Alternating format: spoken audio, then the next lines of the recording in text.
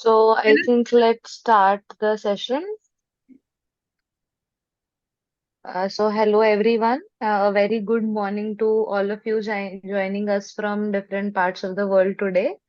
A warm welcome to our respected authors and all the invited guests. You are now attending technical session 4E. My name is Yashita and I'll be your moderator for this session today. So I'm truly delighted to be here with all of you and looking forward to a very smooth, engaging, and knowledge-packed session together.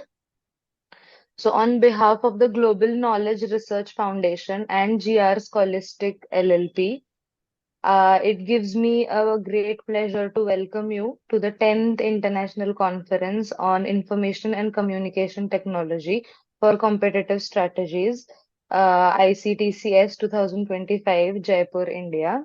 So, this year marks as a very important milestone for us. This is the 10th edition of ICTCS, and it is being conducted in a hybrid mode.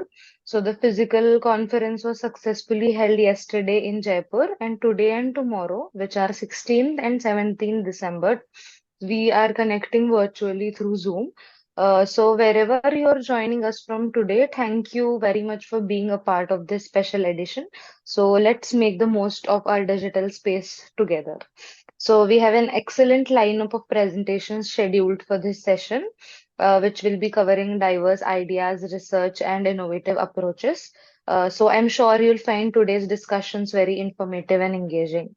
Even in an online setting, the exchange of ideas and perspectives will truly bring life to our session today. So, before starting to the session, I'll give a quick overview of how the session will run today. So, we will be having 10 presentations scheduled in this session. So, each presenter will be given 10 to 12 minutes for their presentation and then followed by 2 to 3 minutes for question and answers. At the 9 to 10 minute mark, I will give a gentle reminder to so that everyone will be able to manage their time smoothly and keep the session on the track. So we kindly request all the participants to stay connected with us until the closing remarks. Your presence and engagement will be valued. So if you guys have any questions or updates during the session, please feel free to share with them in the chat box. I'll be here to assist. So before we begin with the paper presentations, it is my pleasure to introduce our session chair for this session, which is Dr. Shailesh Gahane, who is head of Department of Computer Applications in SB Jain Institute of Technology Management and Research, Nagpur. So Dr. Gahane brings with him over 16 years of experience in information technology. And specializes in cloud computing, artificial intelligence, machine learning, data analytics, and emerging technologies in science and technology. So he has made significant contributions to academics through his research work, publications, and mentoring of scholars in advanced technological domains. So, sir, we are very honored to have you with us. So, we would now Thank you. like to invite you to share your welcome remarks. Thank you, ma'am. Thank you. Thank you. Good morning to everyone. Good morning, ma'am. Am I audible to you? Yes, yes, very audible, sir. Good morning. Yeah. Good morning, everyone. Say good morning Good morning, because sir. this is Make the this end of session our Good year. interactive, morning, sir. guys. Yeah. The Morning, session sir. will be Morning, sir. interactive. While good morning, good morning. So while presenting your research paper, please turn on your cameras and please present your research paper. Yes. I have gone through the different topics of research paper. So these topics are very much interactive. These are the need of our world, so that we can do something better than us. So with the opening remarks, can we proceed for the first Yes, presentation? sure, sure, sure. So, Yeah. thank you, sir, for this remarks. So, all right, everyone, let's begin with the paper presentations for this session. So, our first presenter, one second only. So our first presenter will be Ajwad Ansari, which will present their work. which will present their work named A Comprehensive Review on Automated Academic Service Question Answering System Using Chatbots. Hello. Hi, it's me, Ajwad here. Can I share the screen? Yes.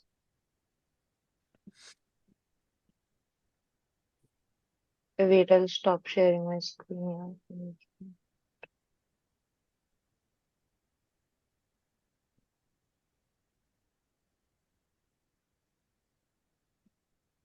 You can share your screen as well. Yeah, just a bit.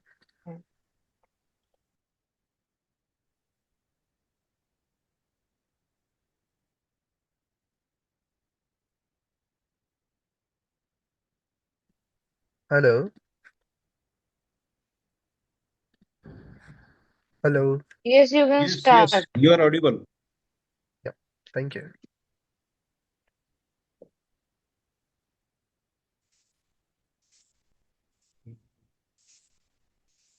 Good morning, respected ma'am and everyone present here. We are student of MTech Semester 3, Department of Data Science, Mukesh Patel School of Technology. Today we are presenting our Seminar 1 titled Comprehensive Review on Automated Academic Service Question Answering System using Chatbots.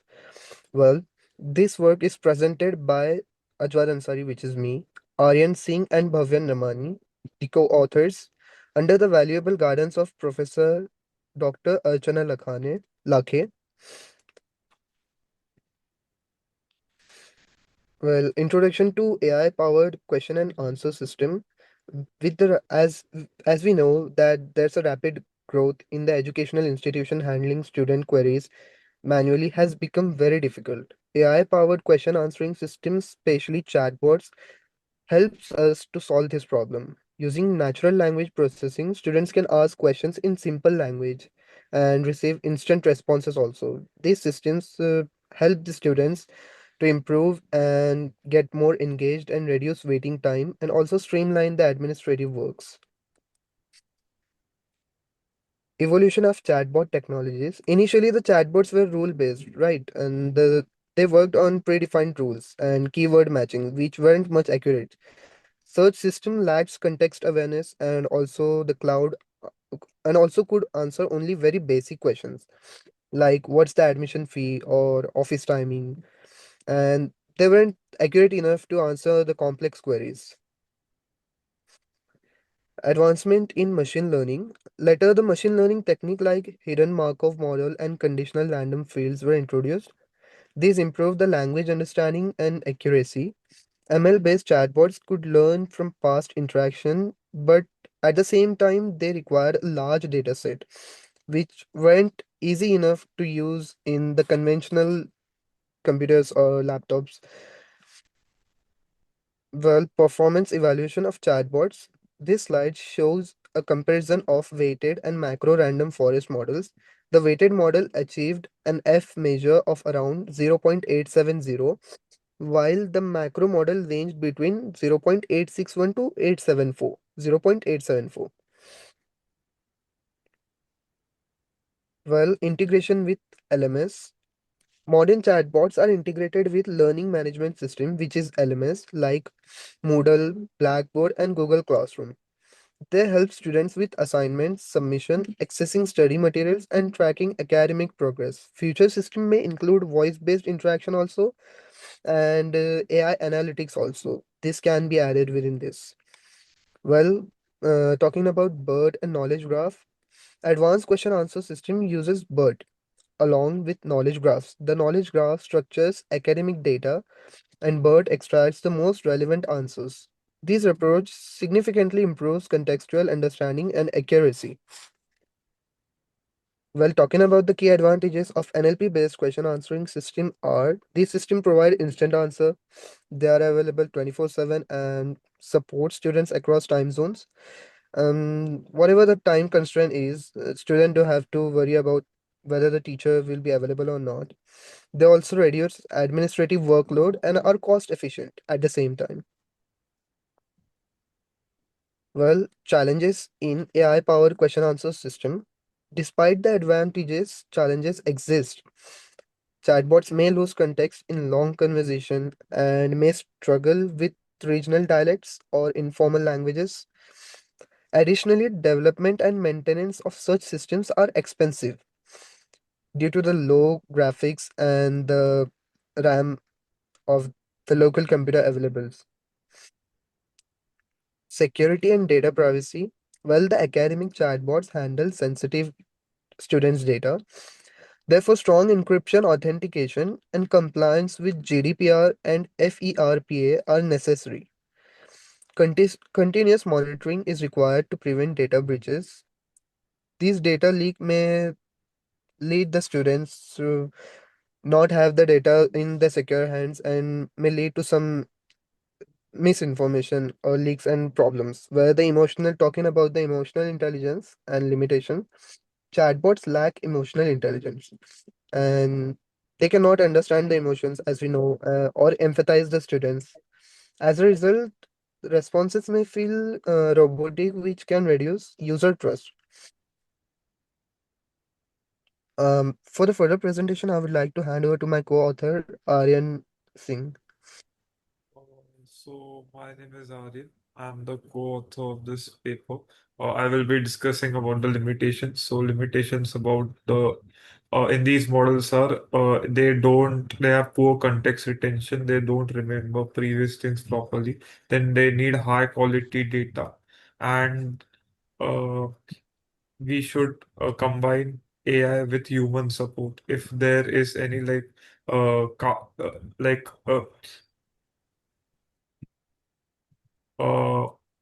sometimes human support is necessary, like if some person needs any human help. So we should, rather than AI addressing it, then human support should be required. Next step. So this is the MacBot architecture. This hel this includes attention layers, then embeddings and classifier layers.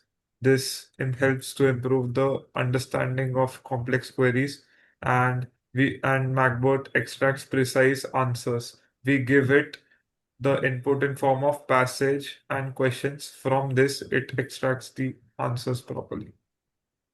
Next slide. So weighted versus random macro forest.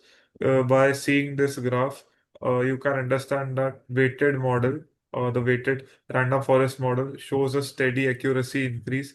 Macro model has a huge amount, has some fluctuations, but weighted random forest model is more stable for educational tasks. Next slide. So key enhancements for chatbots. The first enhancement is the chatbots uh, should enhance they should handle context properly, and we should enhance the conversation skills. Then they should be able to handle different dialects, and they should also understand the sentiment of the person they are speaking to, so they can give empathetic responses. Next slide. So, the conclusion, what we understand from this is that AI QA systems boost support.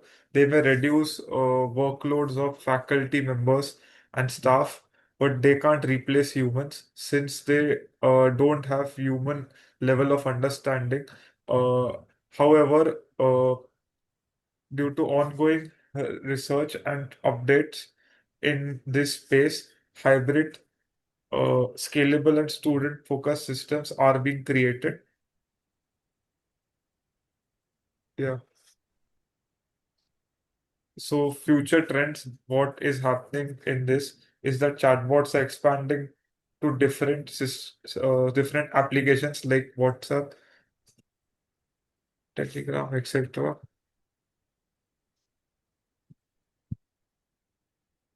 Thank you. Okay, thank you so much, Ajwad and Aryan, for sharing your idea. Yes, thank Mr. Shailesh, sir, do you have any questions? Yes. Am I audible to you? Am I you. audible? Yes, Yes, sir. yes, sir. Yeah. Can you please tell me, is this research paper is a part of your project or what? So not a project, it is Okay. a review paper. It is no, it is a review paper, but you're doing MTech, I think. Yes, right? Am I right? Yes, yes. So is it a part of your project or what? Why you have publish? Why you want to publish this paper?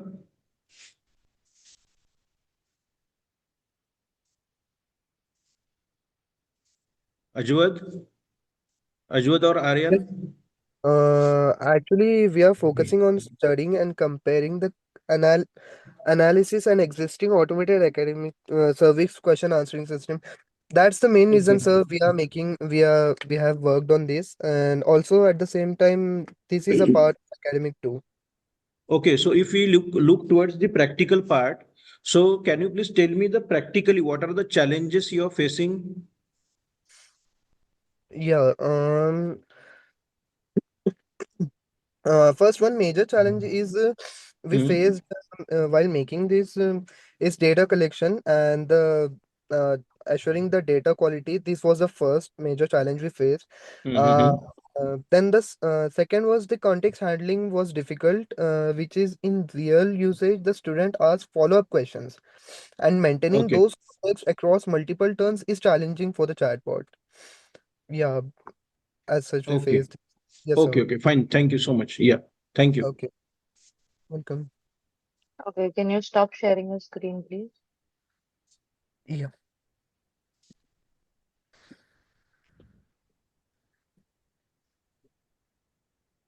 Okay, so we now proceed to the next paper presentation. So we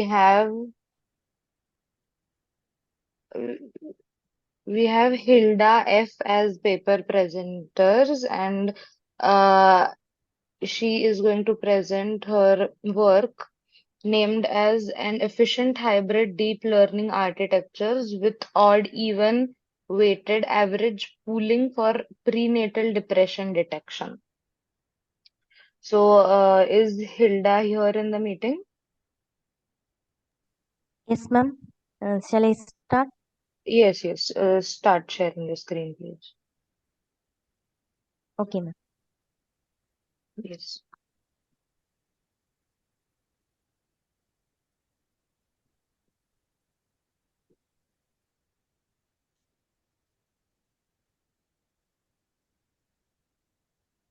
Ma'am, it's visible. Yes, it is visible.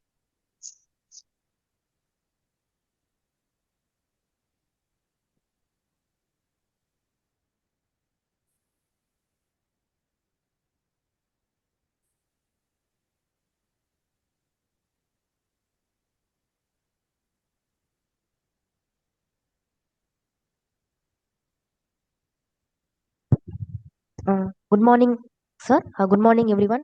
Today, I'm Hilda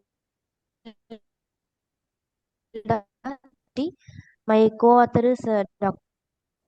Anusudha. Is a research supervisor, and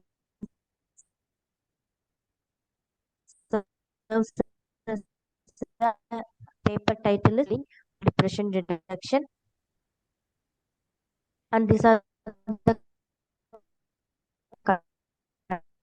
Hilda, I think there is some issue with your voice. Can you content recheck of it, my please? prenatal depression. So prenatal depression. Now audible, ma'am? Now it's Yes. okay. Be a little bit clear, please.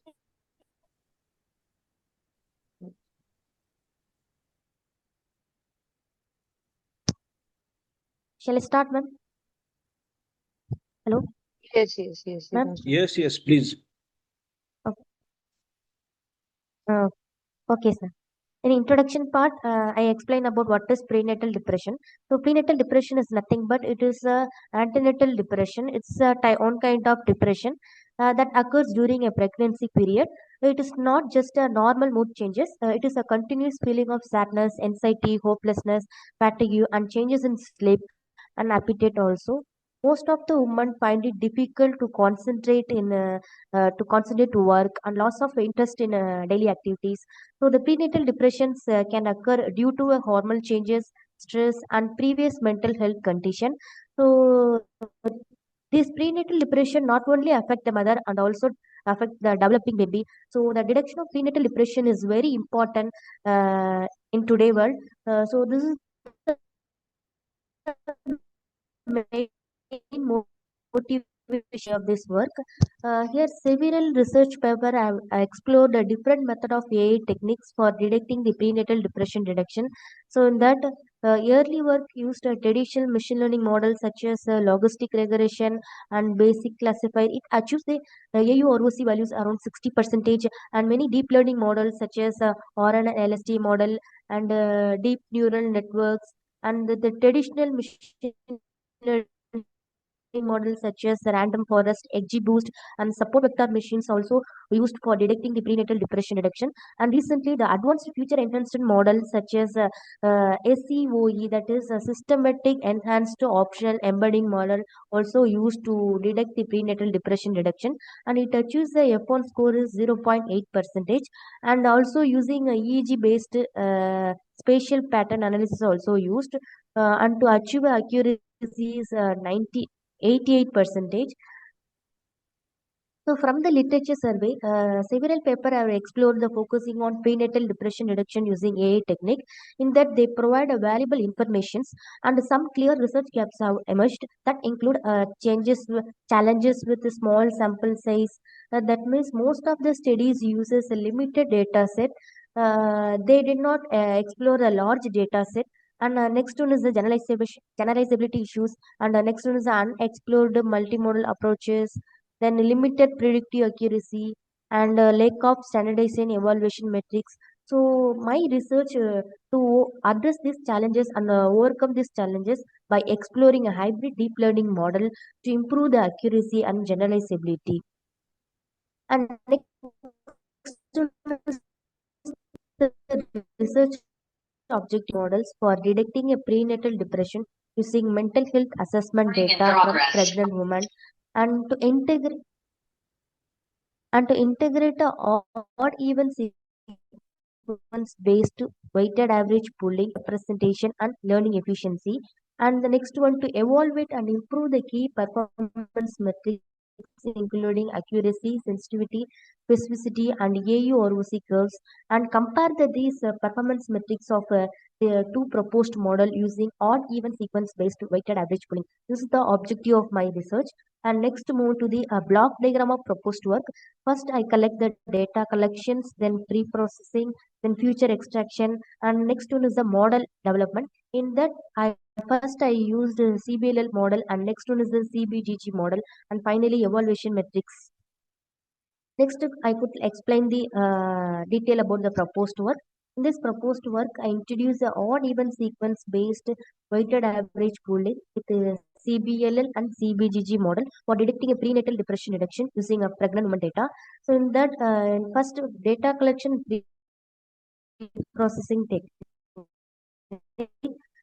First, the data collection, the data was demographic data of pregnant. It includes a social demographic variable, social risk factor, and survey response, and the psychological assessment data. After collecting the data, then the data was separated into a numerical and categorical features for efficient pre-processing technique.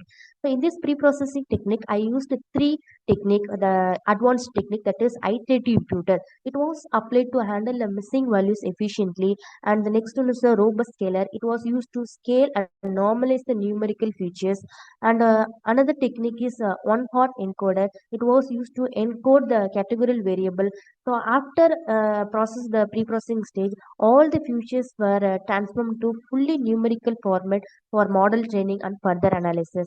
So after future pre-processing technique, then move to the future extraction. Here, the future extraction technique is used auto-encoded technique. This technique to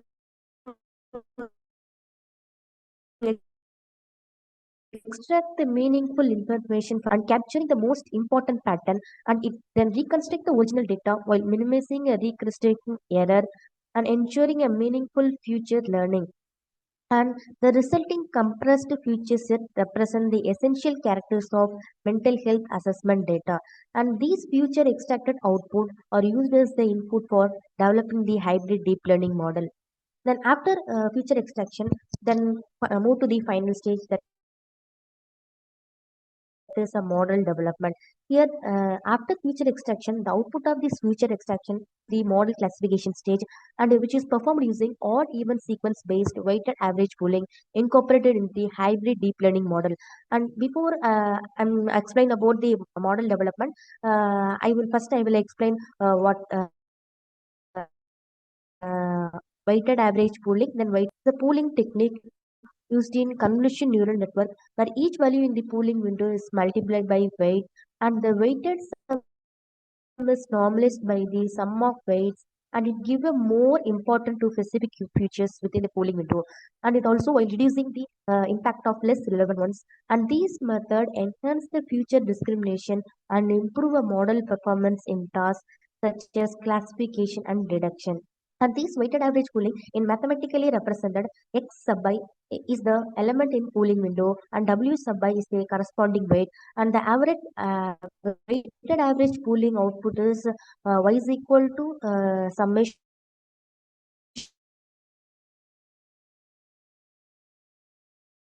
of I is equal to 1 to n, then in multiplication of x sub I divided by summation of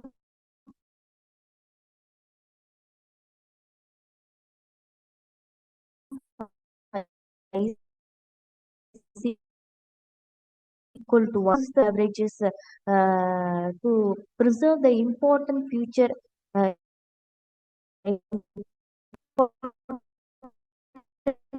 features. And in this work, I applied to assign a specific weight values to pooling window elements to study its effect on hybrid deep learning architecture. Then after uh, then weighted average pooling. So here the weighted average pooling was implemented by assigning a predefined weight values, considering a two different set of assignments that includes one is the odd value, another one is the even value. In odd values, in this first approach, weights were selected from odd value sequence, that is w1 is equal to 0.1 and w2 is equal to 0.3, using these value to generate a odd sequence based pooling output. And another approach is even valued weight, and these here weight were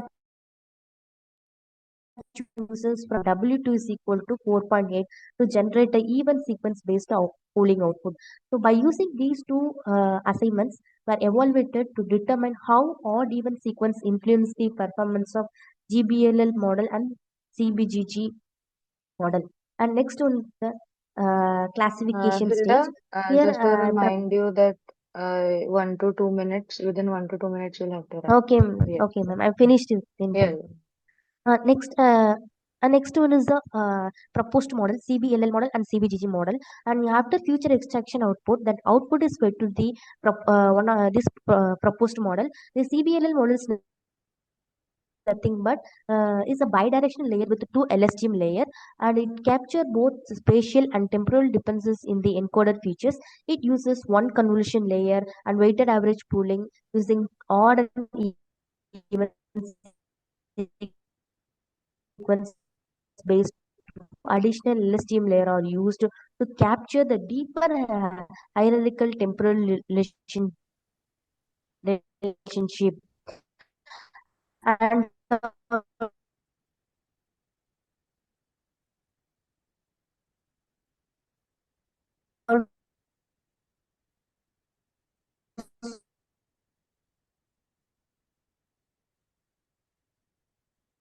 even that is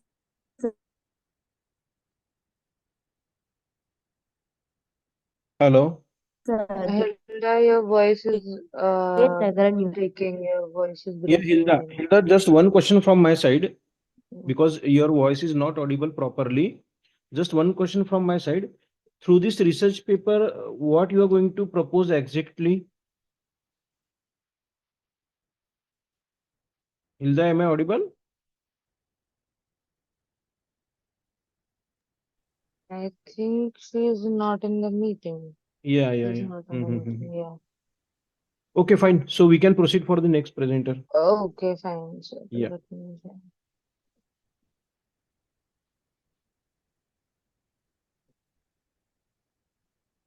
So next, I invite Abhijit Khambekar to present his paper titled "Automatic Blank Out, Automatic Blank Page Detection and Removal Using Mobile Net V2." Thank you, Yashita. Uh, Good morning, everyone. Am I audible? Yes, yes, yes, you are Abhijit, audible. come. Okay, let me share my screen.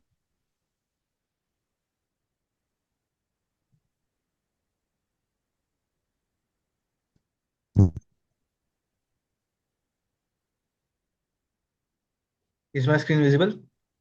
Yeah. Okay. Yeah, that is not visible. Is it visible now? It's still No, it not is. visible. Abhijit, retry.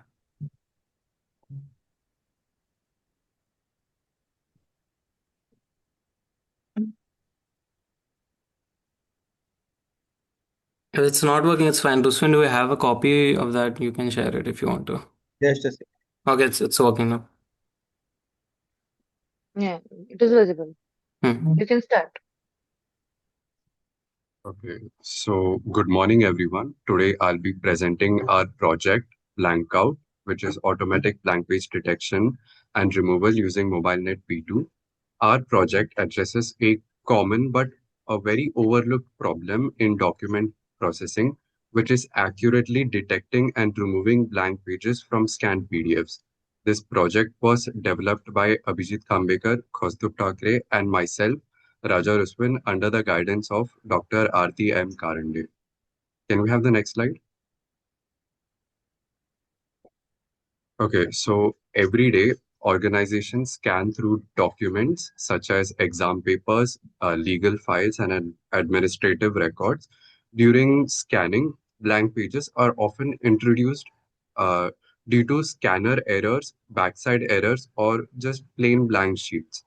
Although they may seem harmless, these pages lead to wasted storage, slower automation and processing errors, and manual rework. When scaled across thousands of documents, this becomes a very serious workflow problem. The next slide. So let's see why traditional methods fail. So detecting blank pages sound very simple at first, but real scanned pages are truly rarely blank. So these may contain watermarks, logos, background textures, faint pencil marks, or scanning noise. So the traditional approaches here are edge detection, which falsely detects noise as contents, and OCR-based extraction methods, which misread watermarks and logos. So this leads to very unreliable results. What we need is a system that can distinguish meaningful content from noise like a human, which is why we turn to deep learning. The next slide. So these are our main objectives. Firstly, to accurately classify pages as blank versus filled, so binary classification. Secondly, to test real world PDFs, not just some samples. Third, lightweight model that runs on all computers without the need for high-end CPUs or GPUs. Fourth, near perfect accuracy, especially for faint handwriting. And finally, workflow optimization. Now I'll hand it over to Abhijit to explain the next. To Kaustubh to explain the next. Hello, I'm audible. Ruswin, give me a check. Yes, you're audible. Yeah, you're Okay. audible. Okay, so what we actually wanted to do is basically this model is made because of one problem statement came up. The problem statement was basically what we wanted to do is like the answer sheets in our institute, like we all three are from Sardar Patel Institute of Technology. The answer sheets are checked digitally through a third-party ERP portal. So the answer sheets are actually scanned throughout. and they are scanned in 4K-ish, kind of like sort of 4K-ish image, and they're really clear. So what happens is when you put a page like under the light, you can see the noise which is inside the page, right? If you have done it sometime. So what happens is when that page is scanned, the noise is also scanned at the same time. So the initial methods which were explained by Ruswan, which includes OCR, scanning it, inverting it, and stuff. It did not work at all because a lot of noise was getting captured, so we could not classify pages as blank or written. So what happened is that was definitely not doable. But we wanted to finish this problem statement somehow because we wanted to deploy it. So we came up with the idea that we should have our own specific model which is trained by us, but we didn't have that much compute ki itne pe we have to train these many images. So we used a pre-trained model for that. Uh, by the way, these are the things which are like within our scopes, what we want to actually achieve. Any kind of like faint paint stroke, we must have it. We must also scan all the blank answer sheets are not actually blank. They also have the lines in them, the logos and all. Okay, next slide, please. Okay, so these are our learnings from existing approaches. So the primitive methods, which definitely includes human inspection, which was basically the problem which we wanted to solve, that our teachers usually complained that we have to manually go and cross out the blank pages ourselves manually using that portal. There's a paint tool they use to cross out the blank pages, which was an overhead, right? Because that's taking a lot of time. That is actually time consuming. Was there are a lot of papers which needs to be checked, and the edge detection which was failing, as I explained earlier, because of the noise which was getting captured when they were scanned. And OCR is definitely not going to work because we have brilliant writers in our college. Their handwritings are brilliant. So yeah, so it just does not work like that. So why we moved to mobile net architecture? We just wanted a model which is pre-trained. So we looked out for different models. Among that, we wanted the most optimal and lightweight model, which should be like working in our application because we wanted a less overhead because it was going to be deployed on a particular server. So yeah, next slide, please. Okay, so these are our comparison that why we chose MobileNet V2 compared to other models, which is going to be explained by Abhijit. Abhijit, go on. Okay, so mobile net V2 along with efficient net and squeeze net were the main competitors for our model, among which the efficient net. Its strength include it was highly accurate, it was excellent at scaling, but it had one major flaw, unnecessary heavy for binary classification. So now our objective was to only classify a page as filled or a blank, but the efficient net was extremely heavy for our normal computers. Even on my computer, it was not working properly. It was taking about like a minute or two for a single PDF. Then came the SqueezeNet. It was extremely fast for processing, but it missed faint handwriting and light pencil stroke. Let's say I have a page, okay, and in on that page I wrote only one word or one letter, or I have only a of line of a stroke. Even that was not getting detected. We needed such an lightweight model that can detect that faint smudge mark as well, which was not getting detected by the SqueezeNet. Then came our mobile VNet 2. It was perfectly balanced between the speed as well as the accuracy. It was perfectly lightweight with only 3.5 million parameters.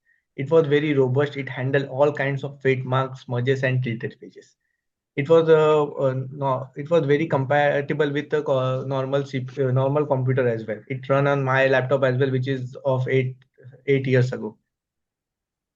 Then comes our system architecture and pipeline. Our this includes four major parts, which is pre-processing, data augmentation, transfer learning, and prediction and reconstruction.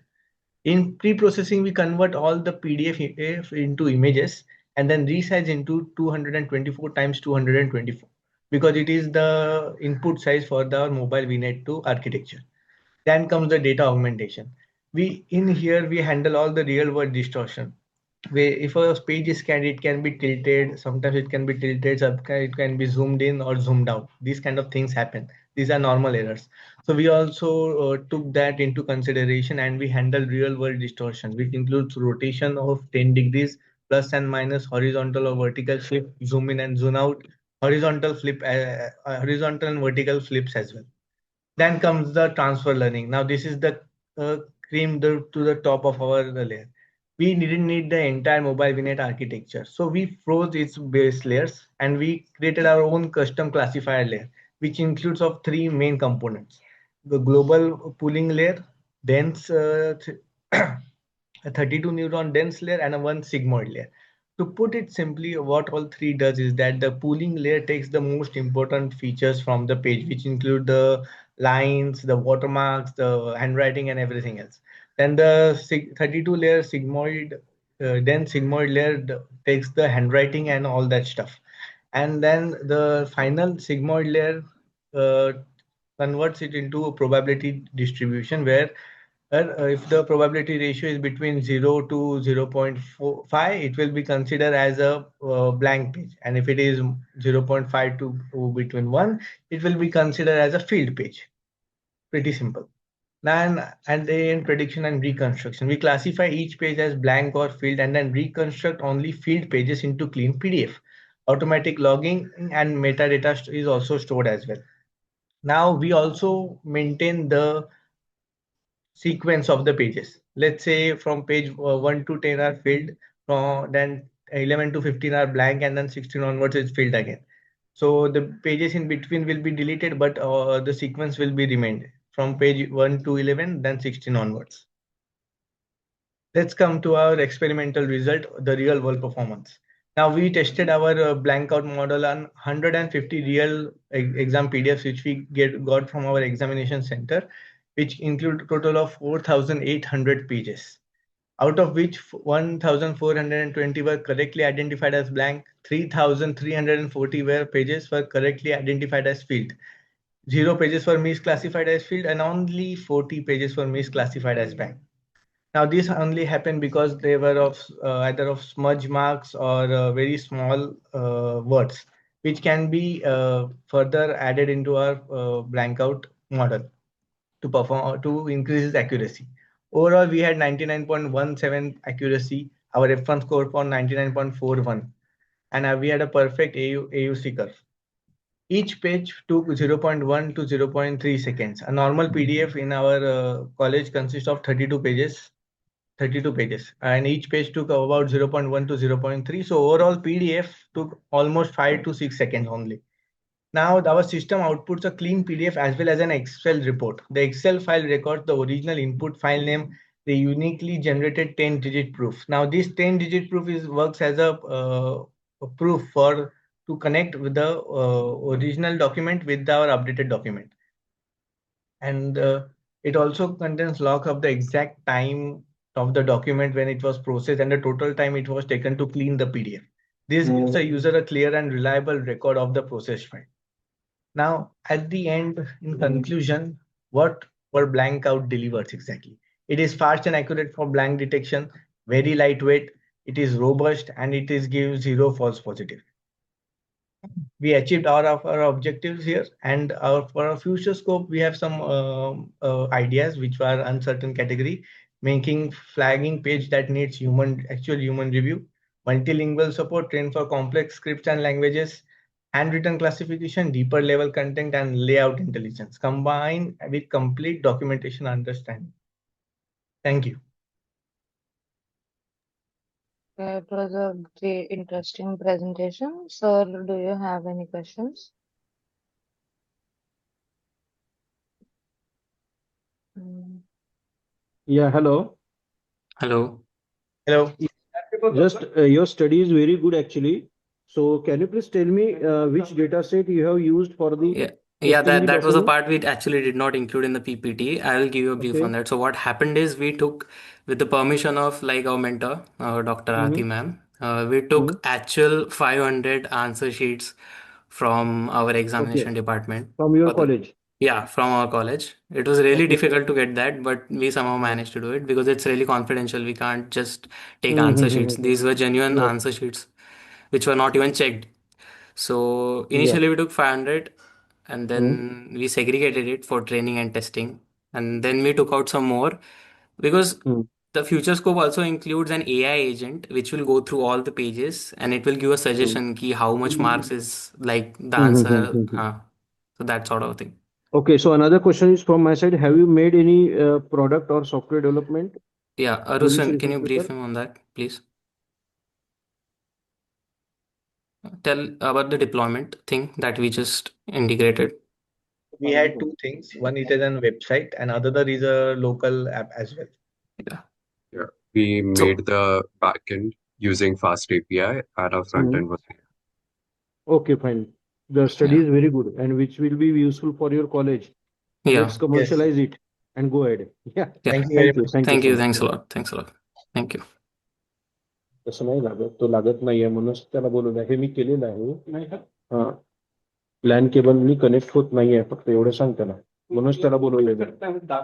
हा, ठीक आहे ना तर conference मध्ये आहेत म्हणा तर येऊन जा म्हणा 10-15 मिनिटानंतर Okay, so next up we have Om Adavla, who will be discussing the paper titled Deep Learning Framework for Automated Detection and Region Localization of Forged Handwriting Signatures. So, Om, are you there in the meeting? Yes. And also, am I audible? Okay, yes, you are audible. You can share your screen, please. Okay, I'm share. Right now, I'm going to share the screen.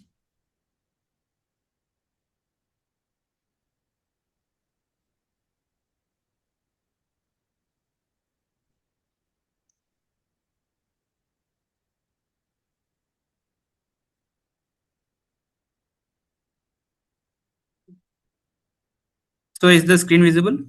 Yes. Like during my MTech end sem, I made a research thesis called Deep Learning Framework for Automated Detection and Region Localization of Forged Handwritten Signatures. So again, to say it simple, like we can also see it as detection of forgery in handwritten signatures by using deep learning models. So for this, I have used four different models, which are one was the traditional convolutional neural network, and another one was GhostNet, and other other another neural network model was MesoNet, and other was GoogleNet. And also, after training the models, we have evaluated the performance metrics, such as we have evaluated the performance of the models by using performance metrics such as precision recall, F1 score, and like AUC, ROC curve, and confusion matrix. And also, this research comes under forensics and also these models can be applied in real life in real world situations like financial, legal, and also the signatures which were done in banks, and also in the insurance, and also in the loans.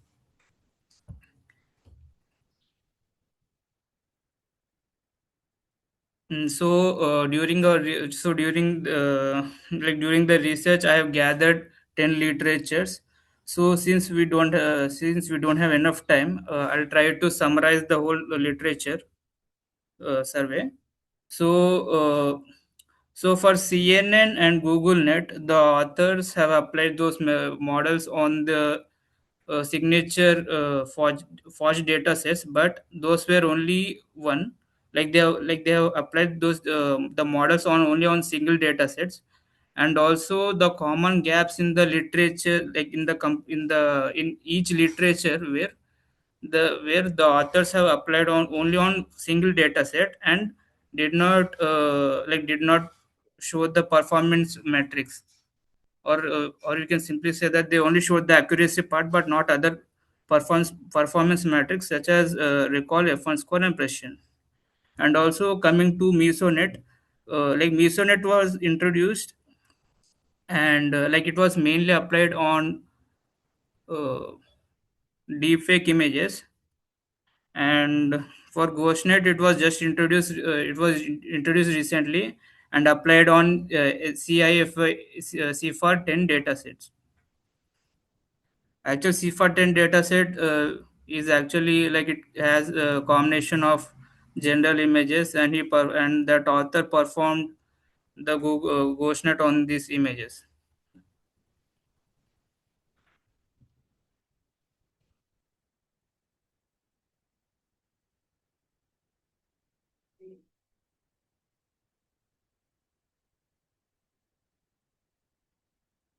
So before coming to the methodology, tell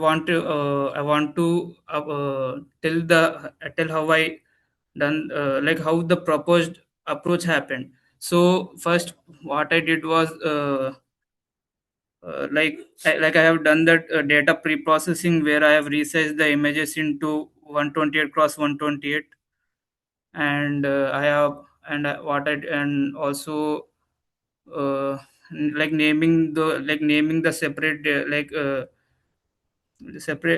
separating the data set by mentioning the data sets as genuine and forgery. And after that the models were applied, and after that applied to train on those data sets, and after that the after that the performance metrics were compared, and after that the forged images were highlighted by using the edge detection and region highlighting. So, so now I'm going to explain the methodologies of CNN. So, CNN is mainly used for analyzing the image patterns, and also it is used for object detection in the images. And it has, and also it consists of convolutional, different layers such as convolutional, where it has kernels where the kernels are applied on the images, and the feature extraction will be done with the help of kernel, and also the feature maps also are also generated. And after that the activation functions are yeah, and also like the activation functions are used for the non-linearity, where it helps the models in learning the different patterns from the convolutional, like from the features from the convolutions. And the pooling layers are applied for reducing the dimensional reduction, like for reducing the dimensions from the feature maps. And after that the fully connected layers are done for the classification, and it classifies the genuine and forged handwritten images.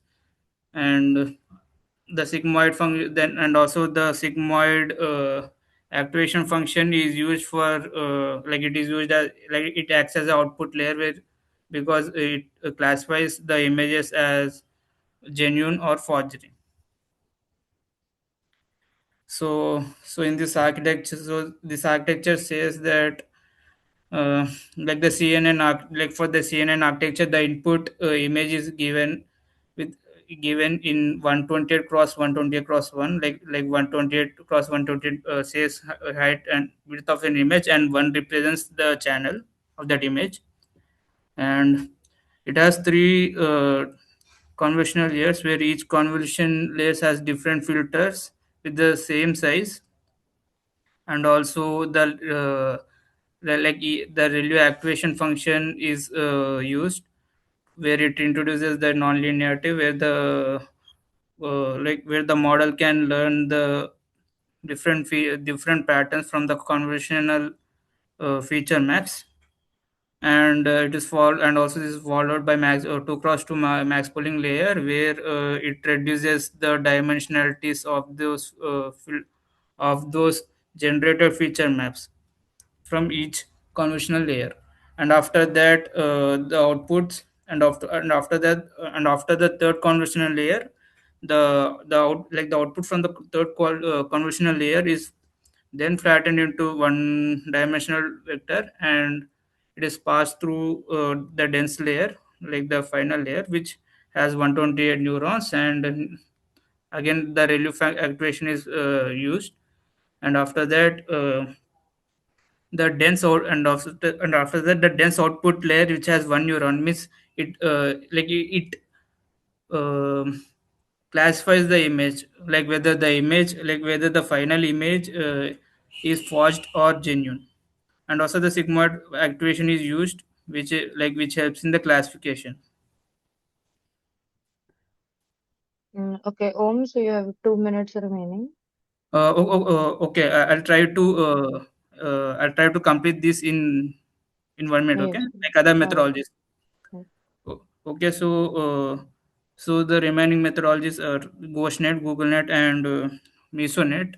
So in GhostNet, it was introduced by Han et al. And also the GhostNet is the successor of mobile MobileNet version 3, and also it has Ghost modules which produces and also like it has Ghost modules which produces the n feature maps from the primary convolutions, and also the Ghost module follows the cheap linear transformations such as depth-wise convolutions.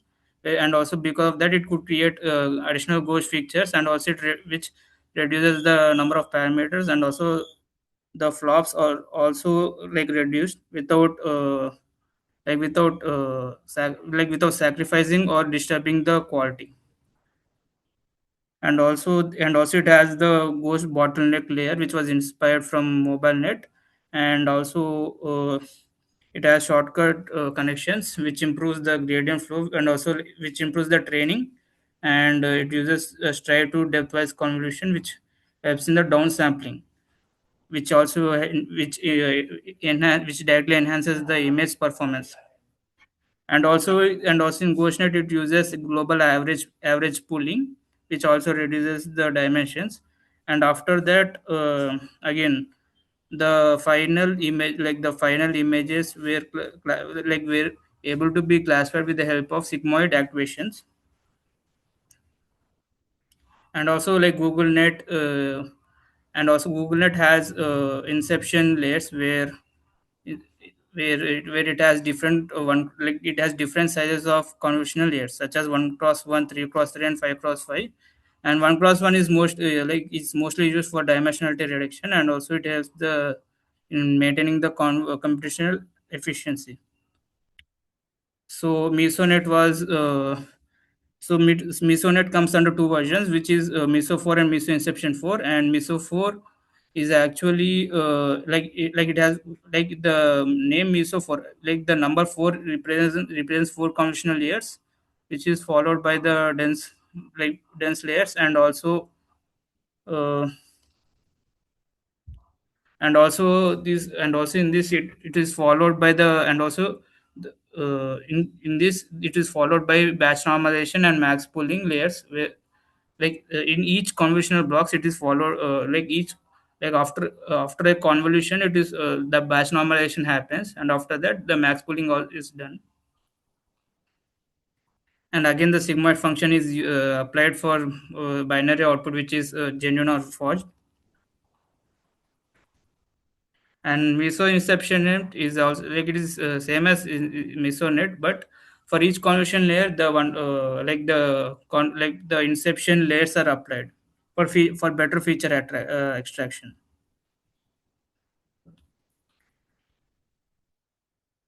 So these were the performance metrics.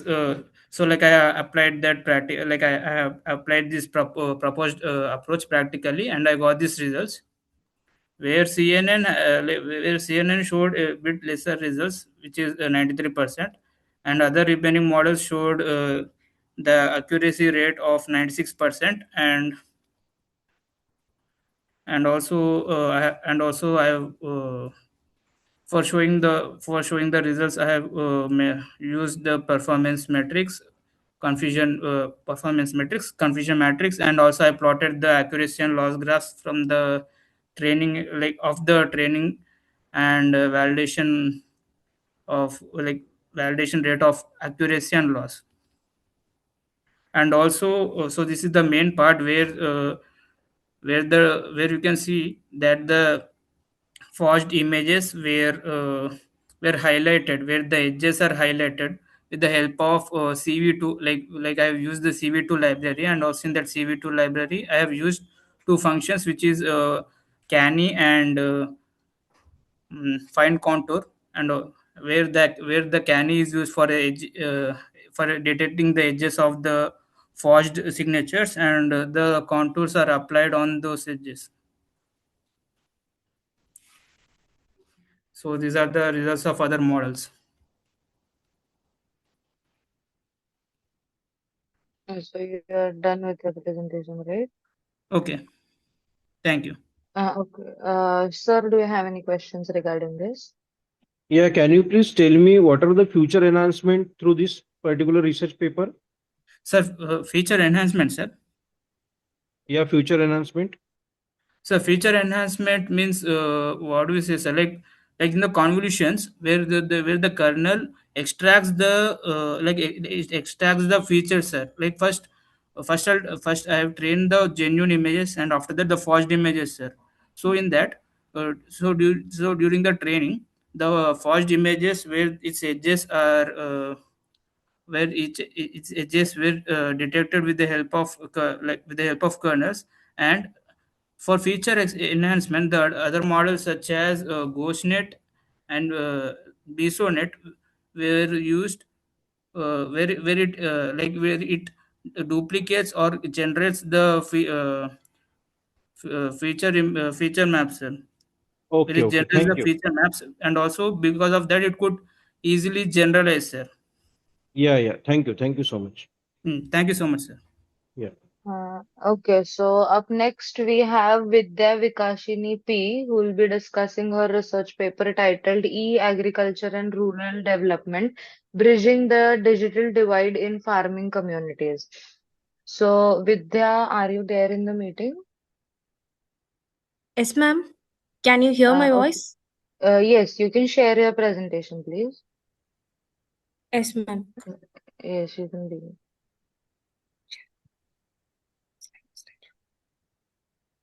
Is it visible, ma'am? Yes, it is visible. Good morning, all. Today we are presenting our paper titled E-Agriculture and Rural Development, Bridging the Your Dig- presentation is not available, visible, just the screen sharing is visible.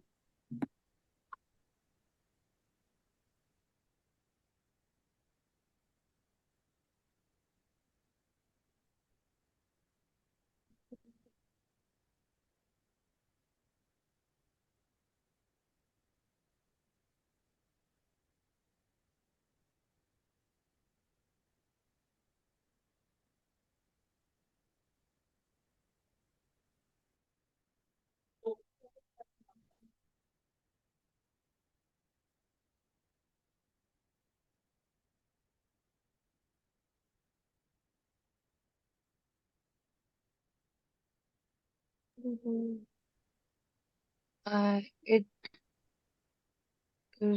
it was visible right now and it went. So can you try it again?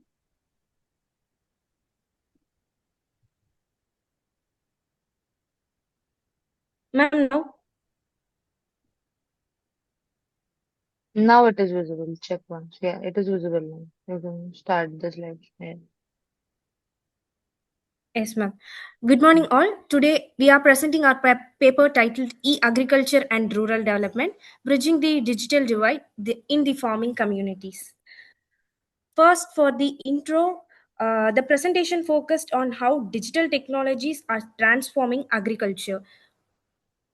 E-agriculture help connect rural farmers with information, market, and service using technologies, and thereby reducing digital gaps between urban and rural areas. It empowers farmers to make data-driven decisions that enhance productivity and income. It plays a key role in digital transformation of agriculture, encourages the collaboration between private, government, and rural communities. Um, about the objective of the study, E-agriculture refers to the use of information and communication technology in agriculture and rural development. It connects traditional farming methods with modern digital tools. Through ITC, farmer gets access to weather forecast, market price, crop advice, and financial services. This enables better decision making, higher productivity, and improved income. It also supports sustainable farming and helps farmer adapt to the climate changes.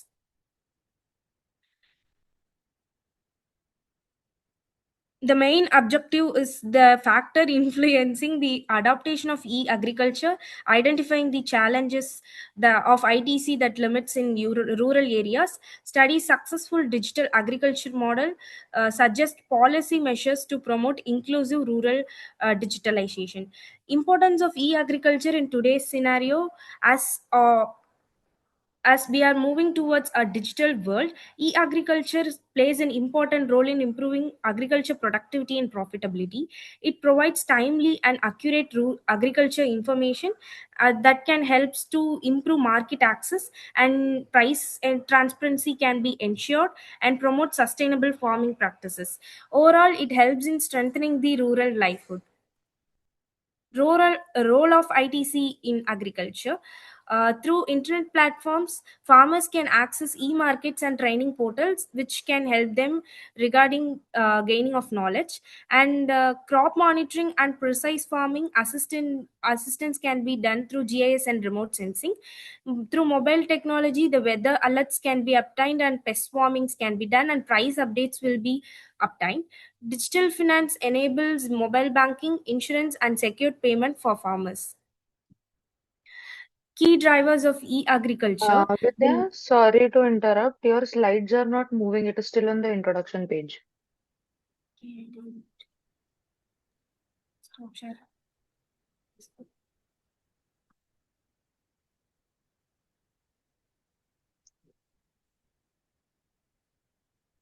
You can continue.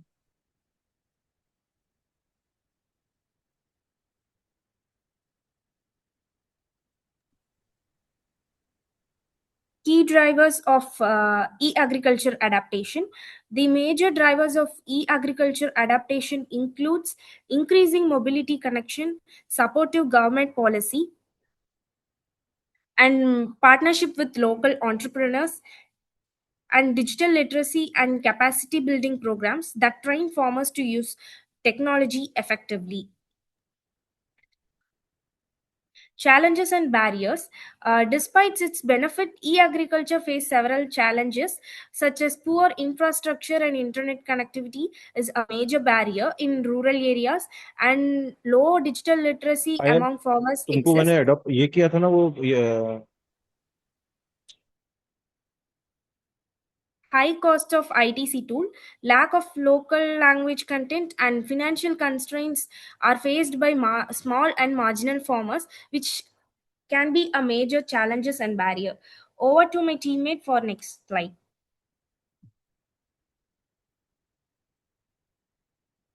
So, as for the case study, there are some ITC e-Chaupal connects rural farmers directly with markets using digital kiosks.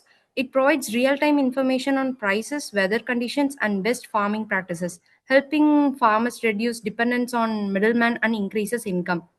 And also M-Pesa offers mobile-based financial services to rural farmers. It also enables secure transaction, savings, and access to microcredit. And digital green improves farmers learning through community-based video training and digital extension methods. It helps farmers adapt better and more sustainable agriculture practices. VForm is a global peer-to-peer platform that allows farmers to share knowledge and solve problems through mobile SMS even without internet accesses. And Connect Bio promotes organic and precision farming using IoT-based promoting monitor system. It also helps farmers connect directly with markets, ensuring the better pricing and improving produce quality. AgriShakti is also one of the case study, empowers farmers with AI driven digital advisory services, real time weather insights, and guidance for sustainable farming practices. It also improving productivity and resilience.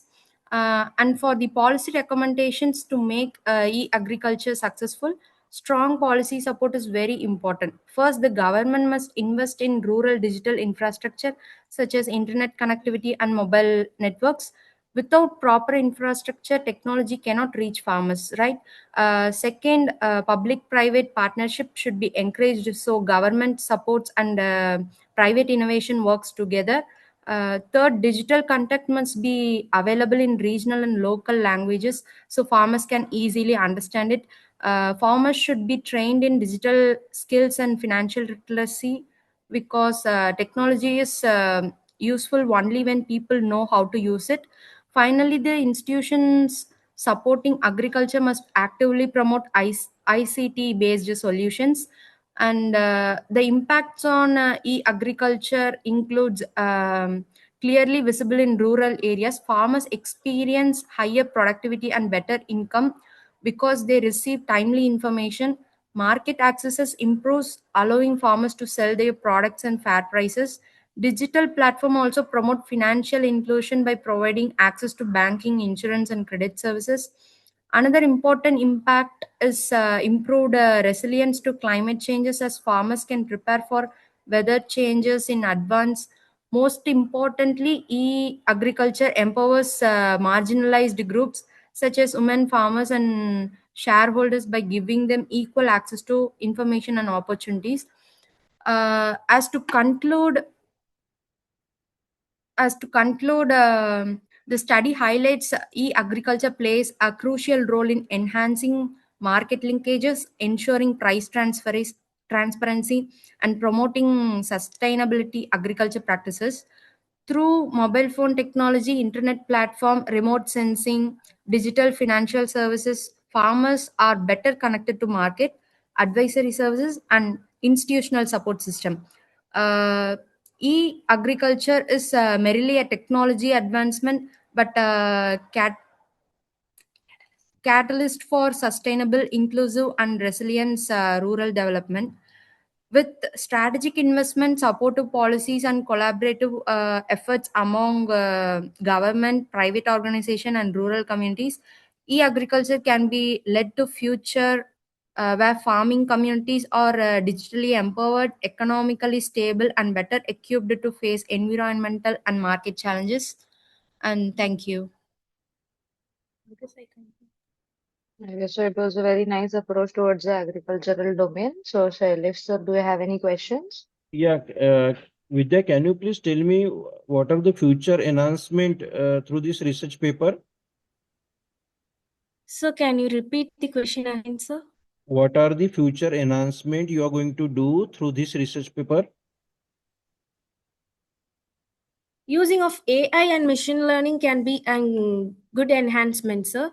IoT Hmm. in smart farming can be used, and Hmm. drones and satellite technology can be adapted so that there will be an improvement among across the global.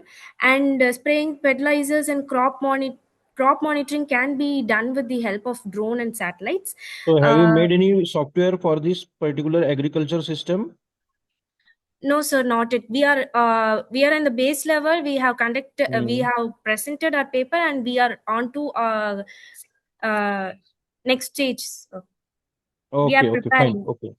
Okay, okay. Thank you. Thank you so much. Thank you. Okay, Yeah. so thank you, Vidya. Next, I'll be inviting Deep Shikha to present her research paper named E-Waste Management in Delhi NCR. So Deep Shikha already ये ठीक चालू informed नहीं हो us, रहा है sir. एक काम कर ओके ये वाईफाई का Deepshika has already informed us that क्या she बात है is not going to be available. So Tushar will be discussing the paper with us. So are you there in the meeting, Tushar? Yes, am I audible? Yes, yes. yes yes Right. So So, I, sir, on behalf of Deepshika, her student Tushar is going to present this research paper. yes yes yes yes Yeah, thanks. okay. You can continue. है ना?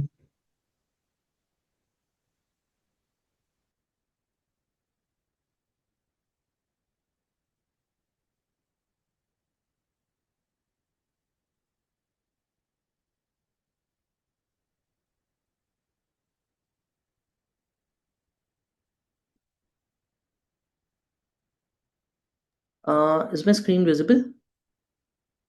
Yes, it is visible. It is visible. You And the can. PPT?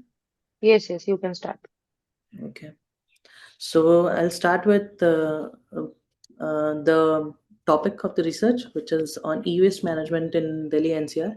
It's a user-centric, system-oriented approach of designing a e-waste management system. I am the co-author Tushar, with under the guidance of Your Dr. screen Deepika. stops sharing. Sorry. Screen has been stopped. The screen sharing has been stopped. Okay, I'll reshare it. Yes.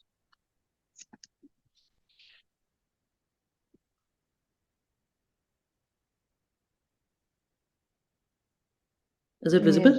Yes. Yes. Um, I'm changing the slide. Is it Yes. visible? It is. Yeah? Yes. Yes. Yes. Okay.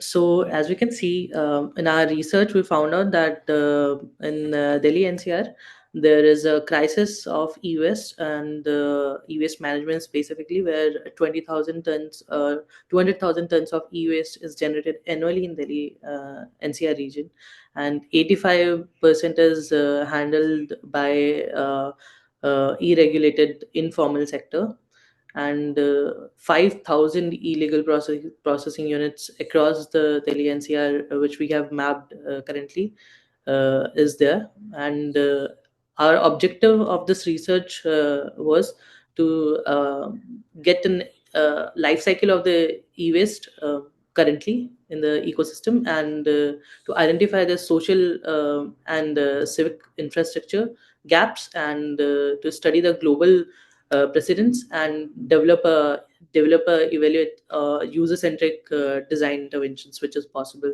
and to propose a scalable system based on e-waste management framework.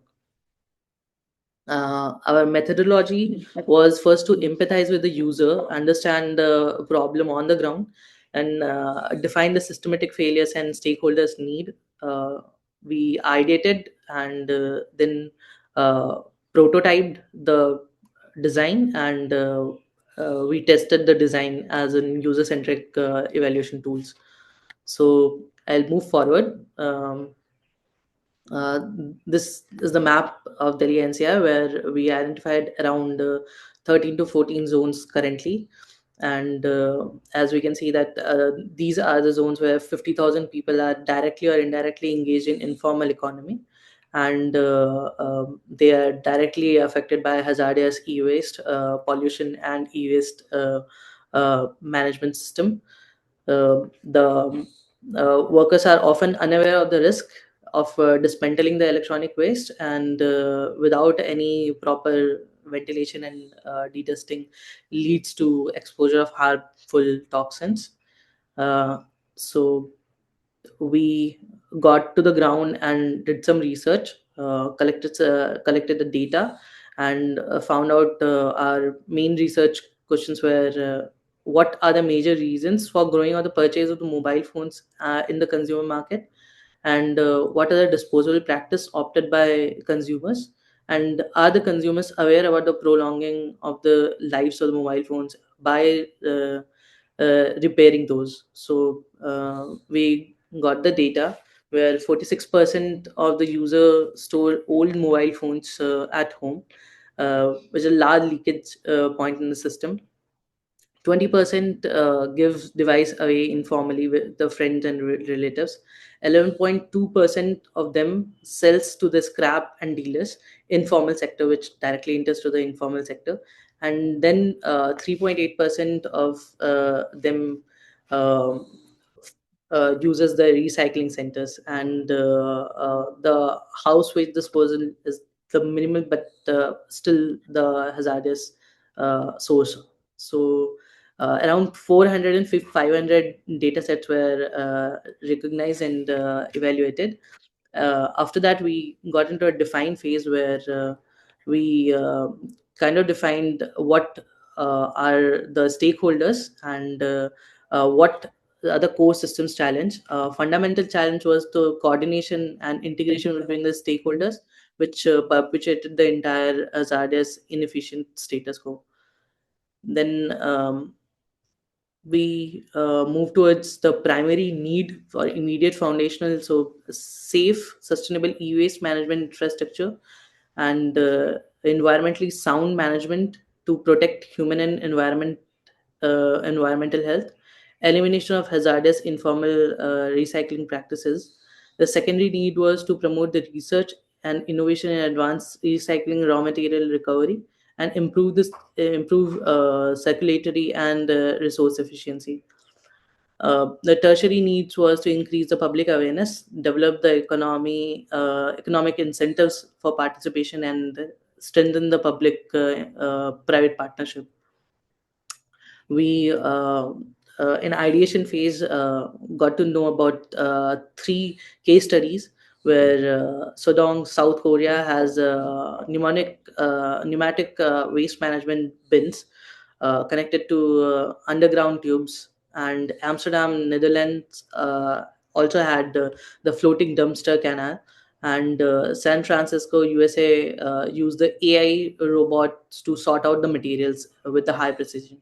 So the key takeaway was to replicate these systems, but also to adapt the core principles of automation, data-driven logistics, and centralize the processing to unique contexts like Delhi NCR. The We identified the system map and where we have to do the design intervention, and the design intervention was basically to eliminate the informal dismantling units and unsafe material extraction. What we ideated was an application with uh, with a e-waste disposable unit.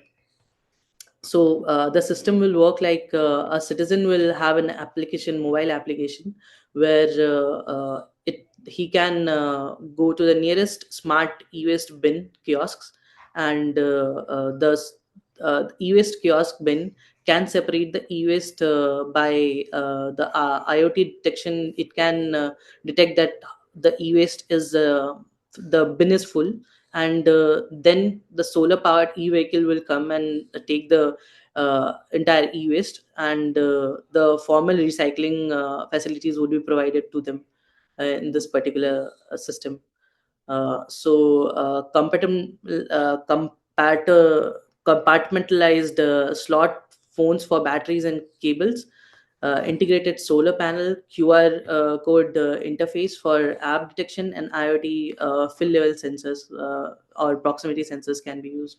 So the calculation showed that this was the initial design, where the entire system can be used as EVs parking and recharging stations, and the unit can be powered by solar panel. The solar panel would be around 30 meters square, which can produce a power of 147 kilowatt per day, which is efficient to power the e-rickshaws and for nearly 1,000 kilometers. So these were the calculations, and the SWOT analysis. After that, the empathy mapping and user journey, we got to know that we are improving in awareness also with the app action. We are making an e-waste disposable unit, which is currently in process, and we are also making this formal, the entire system, and the outcome would be to make the system formal and to reduce the pollution of the environment and health risks which are currently there in the system.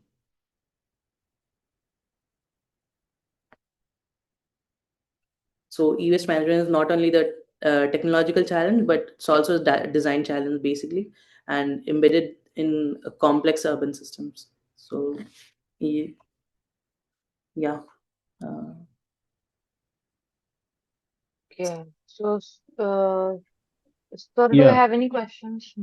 yeah. So your study is very good. Can you please go through the architecture for this yes. research paper or what you have designed?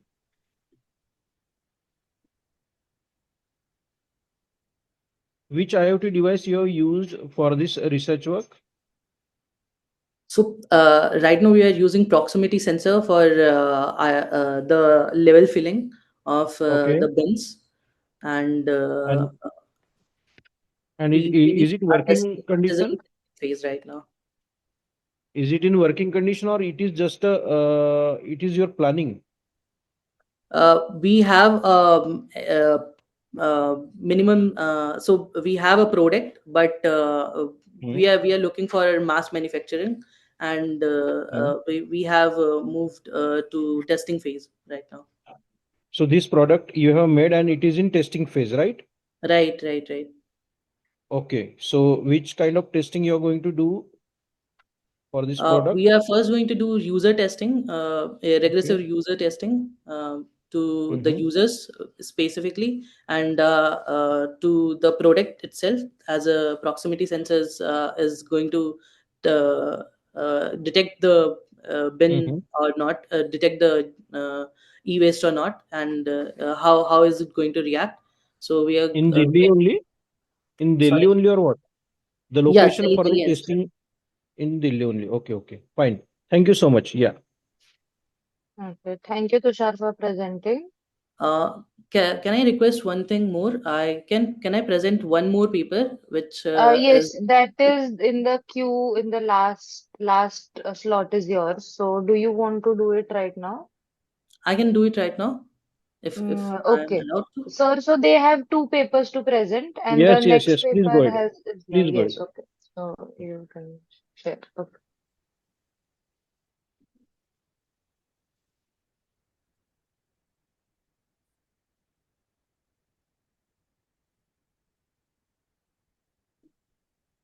So this paper is on the web-based comprehensive culture and vocabulary of Yeah. Delhi. So, Tushar, please tell me in short what you are going to propose through this research paper Okay. So we are in going to short only. propose a website, particularly Hmm. in this paper, Hmm. Hmm. and we have designed a website in accordance to our research or ground research on and user research, which we have done Hmm. regressively in our department. Okay. So, can you please tell me the Figma prototype? Right, sure. Yeah.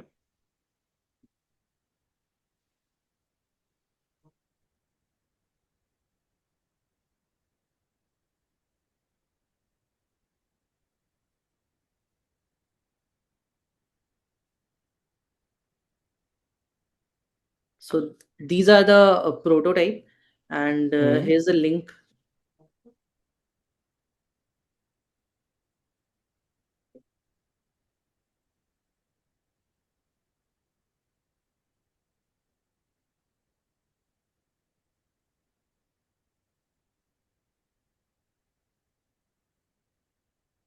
Sorry. Uh,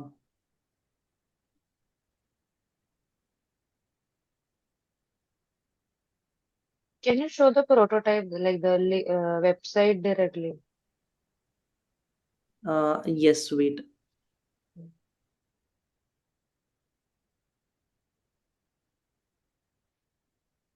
Mm, Okay. Go to summary.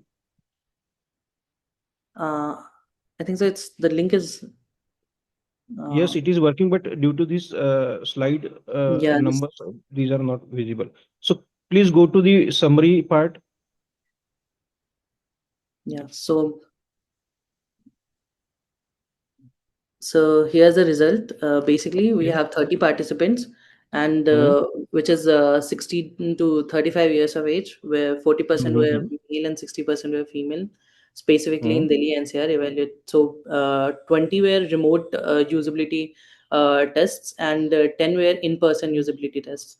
Hmm. There were around 18 female participants and 12 male participants, where 5E was used as a usability, and SUS score was obtained around 77.5 upon 100, considering to be Hmm. good as SUS scale.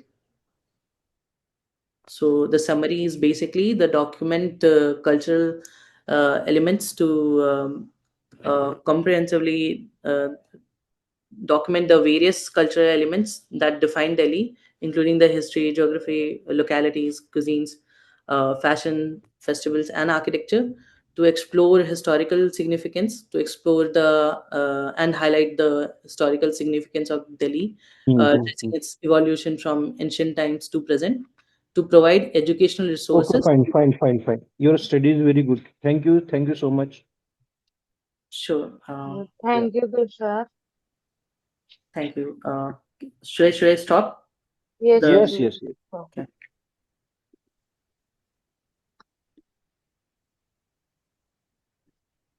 Okay, so next we have Khushi Shaha, who will be discussing the research paper named Gamified Computer Vision System for Personal Badminton Training, a hybrid approach based on YOLO V8 and pose estimation. So, Khushi, are you there? Yes, yes. If you can share the screen, you Yeah, can begin. Awesome. just one. And you have 10 minutes. Yeah. Yeah.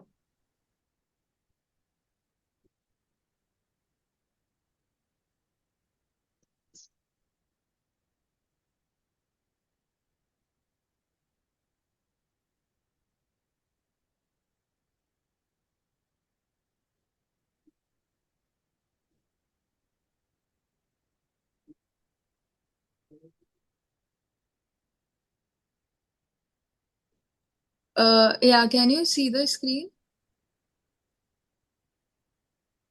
Yes, it is visible. Yeah. Good morning, everyone. I'm Khushi, and today I'll be presenting my paper on the gamified computer vision system along with my co-authors Tanvi and Suryansh. So basically, our first motivation and the main aim behind the project was that all three of us were into sports, into different kinds of sports, badminton, tennis. So we were pursuing tech and data science. So we thought that we could combine and integrate something that was a passion for all three of us. So that is what we have tried to integrate into this by making a live coaching app of badminton. We first targeted the first one sport only, that is badminton. Next, we have the features that we have added to it. Yeah. So the problem that we have is that in the traditional coaching system, what usually happens is when we are playing on court, we don't really have the facilities, or we don't always have a coach with us when we want to know exactly where we go wrong, or we don't have the real time insights into it. So we have tried to solve that problem by making a real time coaching app. um, the next slide is about the objectives. So the first is that we have AI driven design, UI that basically gives you real time feedback, suggestions on how to improve your footwork, how to improve your posture, what is the real time vision to it. And there's a gamified engagement component where the player can put the video on and start playing. Basically, the shuttle will be counted every time the player puts an action to it. Next, we have the contributions. So first is the hybrid vision framework. So we have used the model YOLO V8 that is used for object detection. Then we have gamified training. So that is basically a scorecard where every time a player plays a shuttle, the shuttle will be counted, and based on that, the posture and the angle, the suggestions will be given. That is the real time feedback. So this is the system architecture. So the flow of the program is where the player will first put a video as an input. The UI and the model will detect the video, will calculate the angle. So for that, for the pose detection and the real-time estimate, we've used YOLO V8 and MediaPipe. Once the video is put, based on the angle, the player will get the feedback and the suggestion. and that data will be stored to track the next performance. So based on your current performance, the next performance will be calculated, and you will be given a score that your performance improved by this and this much, like that. So, as I said, YOLO V8 is for object detection. So, our system employs a highly optimized YOLO V8 framework. That is basically, it identifies the players, the shuttlecock, the code boundaries, and based on that, you get your suggestions and the feedback. And it is trained on a bespoke badminton data set. Basically, we had uploaded our own videos and data sets to make a data set for it. For pose estimation and motion analysis, we have used MediaPipe. So it monitors the essential body joints for detailed posture and movement analysis. So basically, whatever your video is, based on your angle, MediaPipe will give you the angle, and YOLO will detect the object. So according to it, you will get your real-time analysis. Then there is gamification framework for sustained engagement. So our system leverages principles from self-determination theory to keep the players motivated and engaged. So this was our main motivation behind the project, that how can we motivate others to keep getting better and to keep improving themselves when they don't have a real coach with them. So that is when the idea of gamified computer vision came in, and we decided to go ahead with it. So this is just a basic experiment setup and matrix what all we have used to achieve the accuracy that we got. So for object detection, we have used mean average precision. For pose estimation, we have used percentage of correct key points. For system performance, we have used frames per second and latency. And for user engagement, we've used surveys and behavioral matrix. So this is the what is the advantage, basically the power of using it online, and what are the benefits of it. So the first is that as I mentioned, that player get motivated on improving themselves. They get a real time, they get to know their weak points instantly, and they can work on it on the next game. You can also track and improve your performance based on the previous one, and there's a long term adherence to it, that you keep getting better at what you're doing. So this is a holistic approach to athlete development. So our system integrates cutting edge technology with physiological principles to create a comprehensive training solution. So these are the main optimized performance points, that there's increased effort on the court when you already know your weak points. There's technical accuracy, mainly you get to know where your angle is wrong or where your footwork is going wrong, so you can make sure that you improve it on the next game. And there's a hybrid CV approach, that is basically you can also upload your video, and there's real-time camera also, that you can simply put a camera towards the player that is playing, and even at that time you can keep getting the real-time feedbacks. Now, as any project, there are advantages as well as challenges. So these are a few challenges that we face. So first is that there's not always proper lighting or proper angle to which we have trained our model on. So sometimes you might get a different result to it. So that was one challenge that we faced. So to overcome that, we tried and trained our model on various kinds of data sets, on various kinds of videos, so that we get a better accuracy in all types of lightning. The second is multiplayer scenarios. Currently, our model and our app is basically based for a single player game. We also look forward to integrate multiplayer scenarios where doubles, or even when multiplayers are playing, it can give proper feedback. And the third one is tactical decision making. So the system does not yet offer feedback on advanced tactical gameplay decisions. For example, there are situations when the shuttle exactly falls on the line, so the system is not able to exactly detect whether it should be given as out or in. So those are a few things that we're still working on. And for our future work, as I mentioned, that we plan to integrate a full player game that is multiplayer. And instead of just focusing on badminton, we also intend to integrate multiple sports into it. And as previously mentioned about the tactical feedback, we also intend to give a more in-depth analysis so that the players can get a better insight into into how they should move forward. So these are a few things that we plan to integrate in it. Thank you. Thank you for sharing your work, Kushi. Sir, do you have any Yeah. questions? So, can you please go to the architecture? Yeah.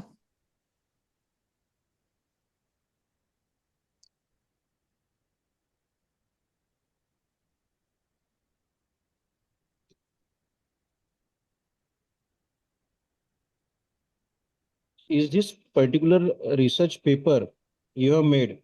So, have you Yeah. made any application through this research paper? So, sir, we have deployed it on Streamlit.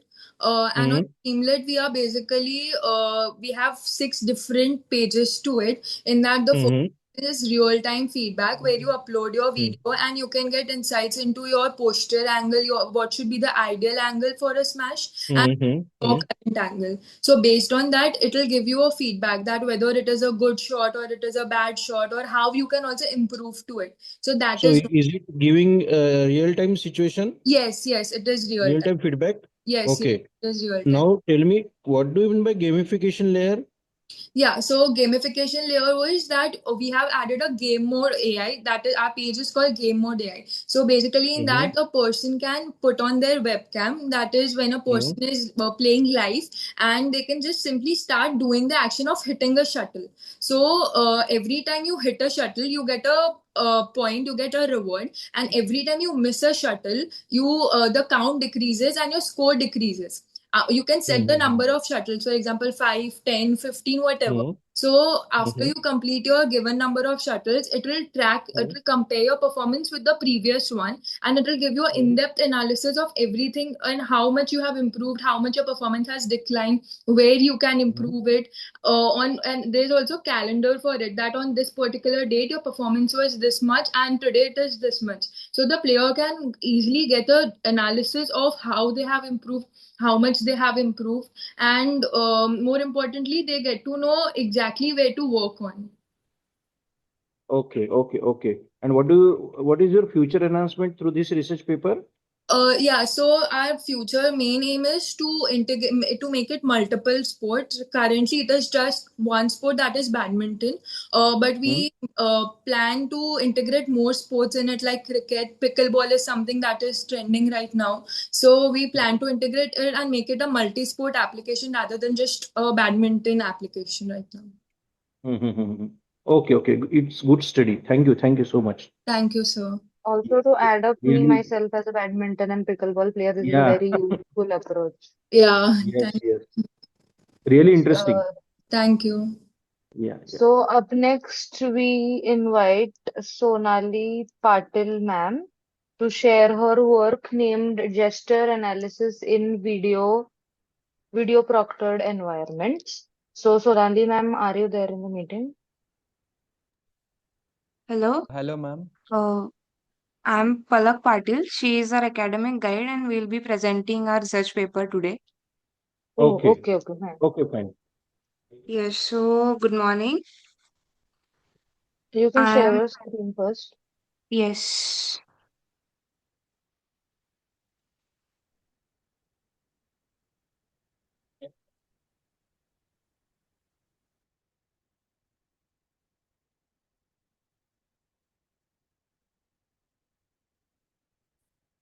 Yes, so good morning. I'm Palak Patil and today I'll be presenting a paper titled Gesture Analysis in Video Proctored Environment.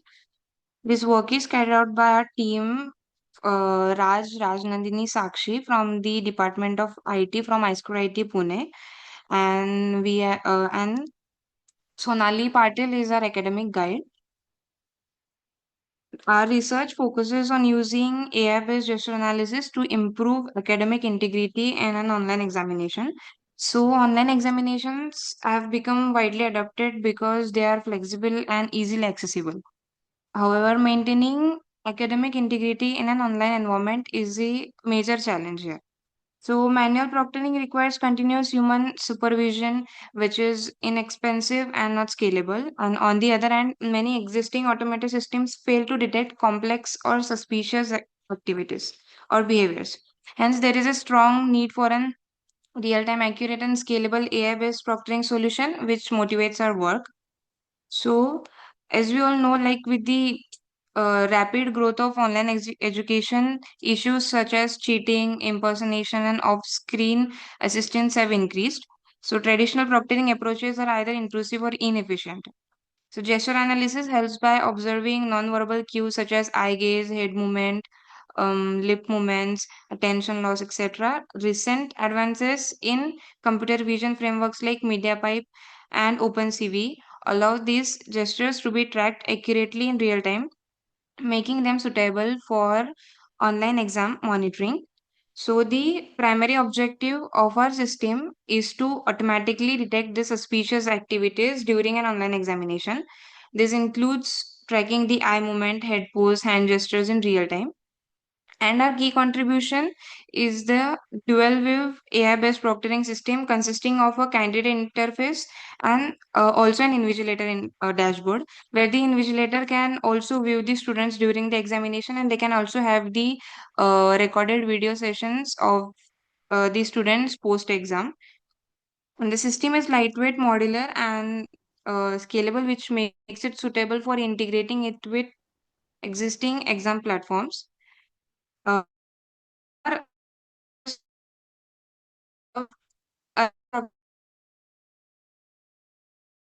uh, which Palak, your voice is breaking a bit. yes, am I audible now? Yes. Okay. So from literature survey, we did basis require manual review to be prone.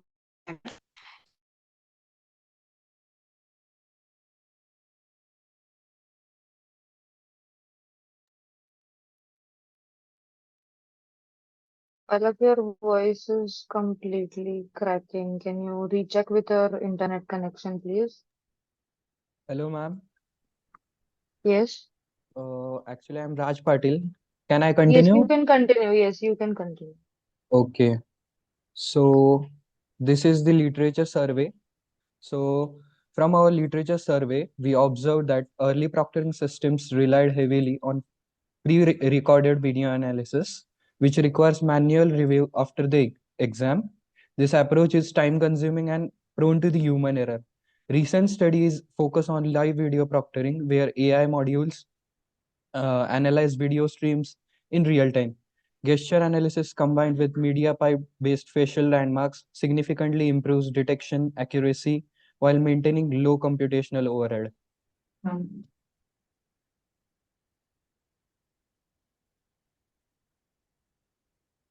So this is comparison of proctoring approaches. This slide compares pre-recorded and live video proctoring systems. Pre-recorded systems detect violations only after the exams and require high human involvement. Live video analysis, however, provides real-time alerts, reduces manual efforts, and allow immediate intervention. Therefore, live AI-based video proctoring is more effective in maintaining exam integrity. So this is our proposed methodology. We have given an YouTube video as an input. So this our system captures the video frame. It generates the bounding boxes. Facial landmarks, eye positions, head orientation, and hand movements are detected using MediaPipe and OpenCV. The system continuously monitors the frequency and duration of these movements and compares them with predefined behavioral thresholds that we have provided the thresholds to the systems. If any deviation exceeds the allowed limits and thresholds, alerts are generated for the candidate views. and all the results are stored it in the log data table. So these are our results. That is a gesture analysis module.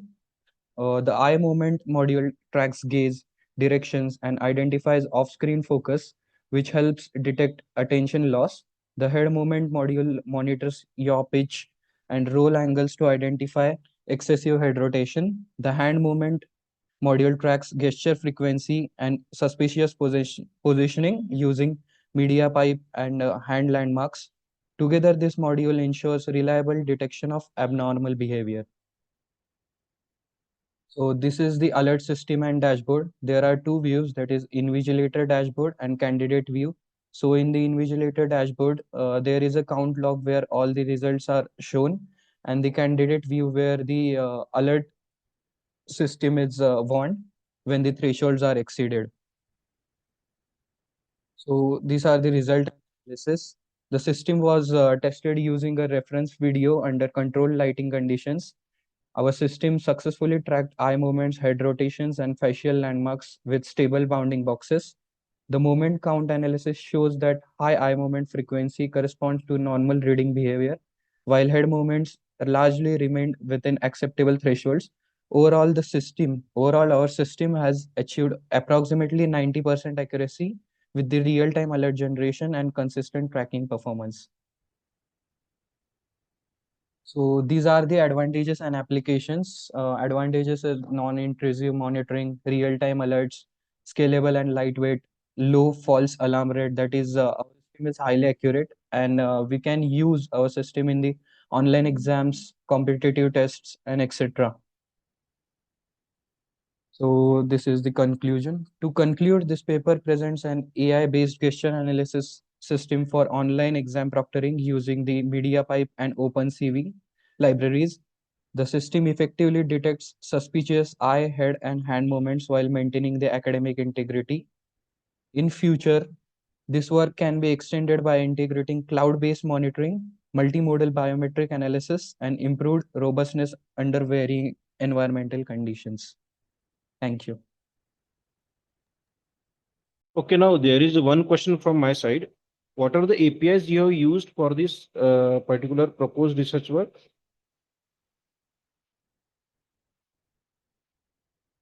Raj, am I audible? Hello, am I audible? Raj, are you there?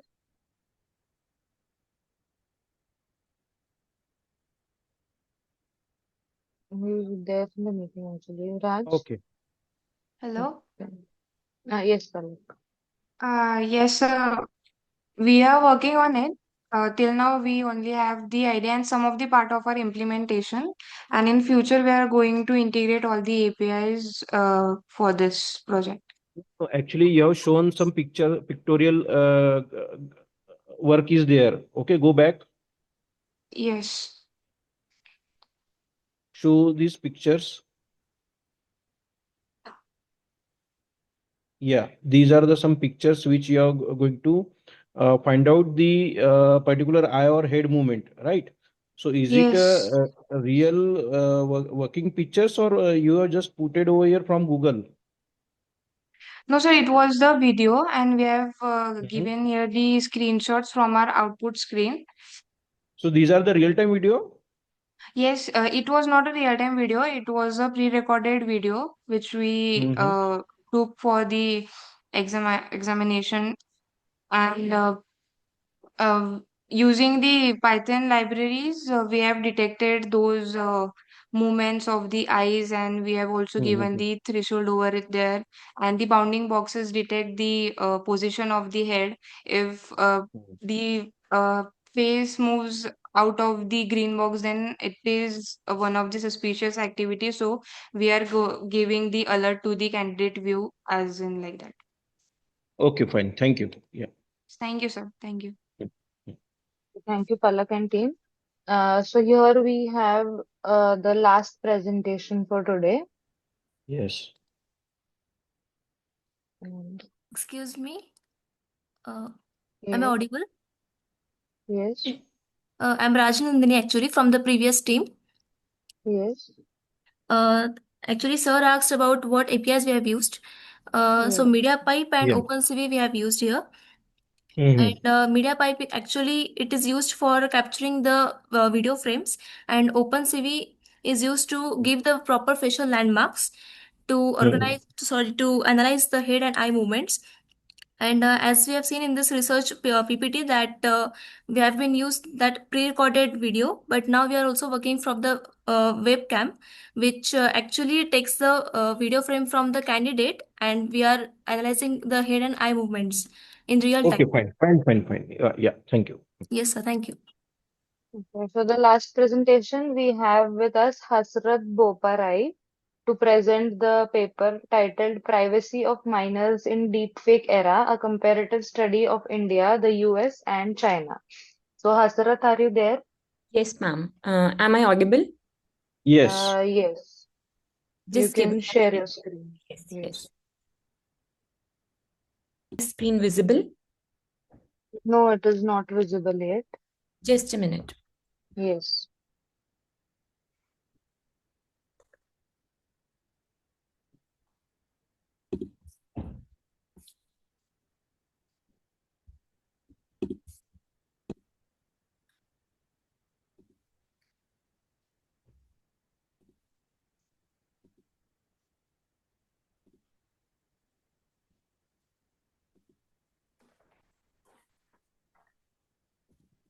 Yes, it is visible now. You can begin.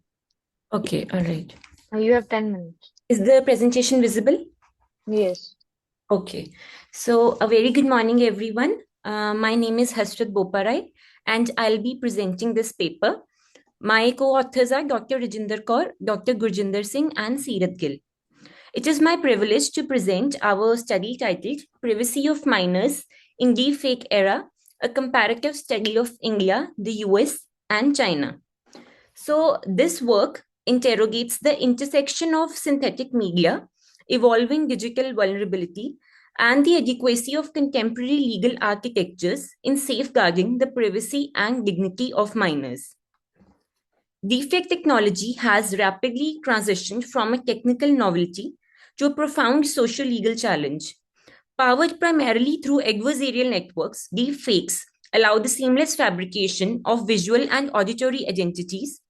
While such technologies do harbor legitimate creative and pedagogical value, their weaponization, particularly against minors, it represents one of the most acute emerging threats in digital society.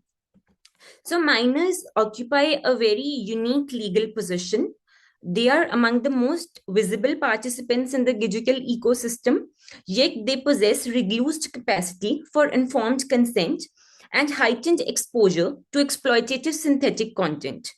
The stakes, therefore, extend beyond privacy alone, implicating psychological integrity, identity autonomy, and long term reputational survivability. So, coming to research methodology, our research adopts a rigorous doctrinal and comparative methodology, analyzing the statutory, regulatory, and jurisprudential frameworks in three jurisdictions representing divergent constitutional cultures and regulatory philosophies, that is, India, the United States, and China. This tri jurisdictional lens enables the identification of convergences, structural divergences, and regulatory asymmetries in how these states conceptualize and how they basically respond to AI generated harms directed at children. So, the deepfake technology destabilizes the long held assumptions concerning authenticity, consent, and culpability. The synthetic reproduction of a minor's image or his voice, irrespective of whether the underlying content is sexually exploitative, defamatory, or manipulative, it challenges the entire traditional criminal legal doctrines that are centered on material acts and clear causal chains. Moreover, deepfakes blur the boundary between representation and reality. For minors whose digital traces are often abundant and publicly accessible, this creates a perpetual risk of misappropriation that the existing laws rarely anticipate. Now, coming to the laws in these three jurisdictions. Firstly, India. India's regulatory apparatus remains fragmented and predominantly reactive. For example, we have the IKE Act, that provides foundational cybercrime provisions, but it lacks explicit defect terminology. Then we have the DPDP Act that strengthens the parental consent norms for minors' data.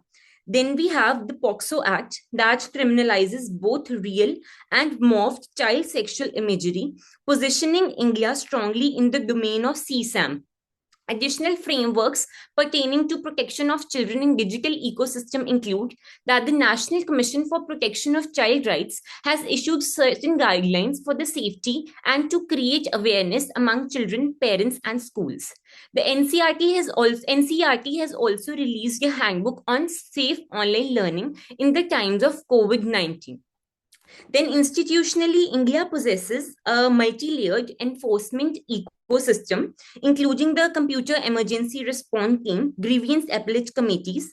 Yet technological, or we can say infrastructural and jurisdictional limitations hinder consistent enforcement. Coming to USA, they have the Take It Down Act, which was signed in May 2025. This act reinforces protections for non-consensual intimate imagery, now extending to AI-generated forms with strict punishment in cases involving minors. Then COPA, it imposes stringent data collection limitations for all the minors below the age of 13. Then state initiatives include that California and Virginia, they have pioneered explicit defect statutes concerning pornographic misuse. Coming to China, the Personal Information Protection Law, it treats minors' data as highly sensitive one and grants heightened protections to minors under the age of 14. Then law on the protection of minors that was revised in 2021, it has a particular chapter dedicated to online protection of minors.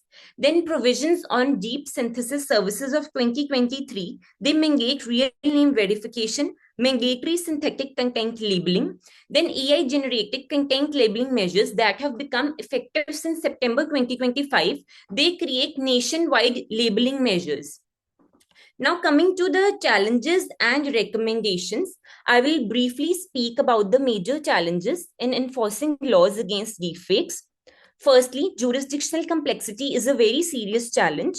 As we know that deepfakes are not limited to national borders. A person may create content in one country and then store it on server in another and then spread it globally within seconds. And different countries involved in this process, they define consent, privacy, and criminal responsibility in different ways. Because of this, international cooperation mechanisms work very slowly and victims are left with no effective remedies. Secondly, there is an absence of deepfake specific legislation. As we see in many countries, including India, existing laws are being applied indirectly to deepfake cases. However, these laws were not designed specifically for synthetic media. This creates inconsistency in enforcement and thus it weakens deterrence. Thirdly, identifying and tracing of offenders is very difficult as deepfakes are often shared anonymously through encrypted platforms or private networks.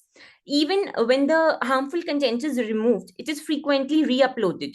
Many countries also lack advanced forensic tools to analyze this content, thus making the investigation slow and ineffective. Then social media platforms play a very central role in spreading of deepfake, but there is complete lack of uniform standards that weaken global regulation. Then lastly, there is lack of awareness and legal literacy. Many victims, especially children and their families, do not immediately understand that they are being harmed by deepfakes. Without proper knowledge of any reporting mechanism and legal rights, harm continues unchecked. And law alone cannot solve this problem without public education. To address these challenges, we propose the following measures. Firstly, enactment of a deepfake specific legislation. For example, India can introduce a deepfake specific statute or it can comprehensively amend the IT Act. These laws should clearly distinguish between creative consensual uses and harmful non-consensual ones. Secondly, shared definitions of consent, digital integrity, identity, synthetic media, these can be developed through international bodies so that there is promotion of international legal harmonization. Thirdly, the governments should require AI-generated content to carry identifiable markers or metadata. This will help platforms and law enforcement agencies to quickly distinguish between real and synthetic content. But here, a balanced approach is necessary to protect freedom of expression. Then, fourthly, platforms and AI developers must share responsibility for the spread of harmful deepfakes. Then, governments should invest in trained cyber forensic teams equipped with advanced AI tools. These units can work with child protection agencies and platforms to ensure effective investigation and victim support. Lastly, the awareness Hasrat, programs in schools. just to remind you that one minute is left, Yes, so yes, go I'm ahead with it. concluding. Yes. Yeah. Awareness programs like in schools and communities are very vital. Children, parents, or the teachers, they must understand online risks, privacy rights, and even the reporting procedures. Collaboration between governments, NGOs, educational institutions, and platforms is essential. So, to conclude, I would say that deepfake technology represents a very paradigm shift in how identity, privacy, and harms they manifest in digital realm. Our comparative study demonstrates that yes, children are considered vulnerable in each of these jurisdictions, but China offers the most preemptive and technological integrated model. The United States exhibits pluralistic innovation, but it is tempered by fragmentation. Then India is undergoing a very rapid legal transformation but requires defect specific statutory clarity and stronger Okay, enforcement. Hasrat. Yes, sir. Yes, sir. Yeah, just I wanted to one question from my side. Yes, sir. You have done very good study related to China, US, and India base. Okay, so how do you find out the China or US based review over here? Sorry, sir. How, China and how US do, based. yeah, your study is talking about the privacy and minors in deepfake era, Right, comprehensive right. study of India, US, and China. Yes, So, sir. how do you find the information related to US and China Sir, online for only all comparative I have study? I have tried to analyze all the major laws that Hmm. are existing in these jurisdictions. So it is basically doctrinal study of these laws. Hmm. Yes, sir. So, So whatever you have find it out the data through web only, right? yes, sir. Yes, sir. So, how do you find out that that data will be actual data which will be applicable on US government or China government? Sir, I have referred to basically the legal statutes only. These are Mm-hmm. the main statutes that are available on their websites. So this Yeah. is the authentic statute that I have studied, and I have tried to extract only the relevant sections from those statutes. Okay. Fine. It's good study and interesting also. Thank you so much, sir. Yeah, Thank you. yeah. Thank you so much. Thank you. Well, thank you so much, Hasrat. So with that, we have come to the conclusion of the technical session 4E. So I would like to sincerely thank all the authors for their excellent Ma'am, presentations. Yes. ma'am, due to poor network issues, the last part of my presentation was disconnected. So may I proceed with it, or there any question, ma'am? No need, ma'am. You have Oh, no. maximum covered Okay, your sir. research work during Okay, sir. presentation. Yeah. Oh, thank you, sir. Hmm. Okay, so I would like to sincerely thank all the authors for presenting their excellent presentations and all their contributions. So your work truly affects the spirit and the quality of ICTCS. So I would also like to thank all our participants for staying with us and making this session engaging and interactive. So as this year marks as the 10th edition of ICTCS, we are deeply grateful to everyone for your continued support. So not only this year, but throughout all the previous editions, we look forward to welcoming you again for the 11th edition in 2026. So a few important updates before we conclude. All presenters will receive their digital certificates within 2 working days through their emails. The publication process will be completed within 7 to 8 months, and we kindly request your cooperation with the ICTCS team during this period of publications. And I would like to extend a very special thank you to our session chair, Dr. Shailesh Gahane, for guiding today's session so gracefully and for sharing his valuable expertise to all the presenters out there. Thank you. So, Thank you. so this is a small token of appreciation.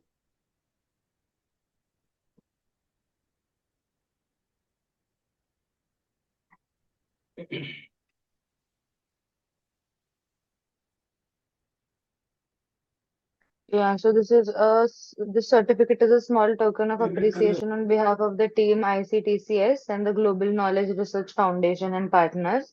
So before we officially conclude, I will request everyone to quickly switch on their cameras so that we can capture this virtual moment together.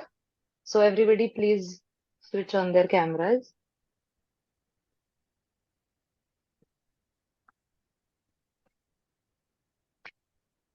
Everybody, please.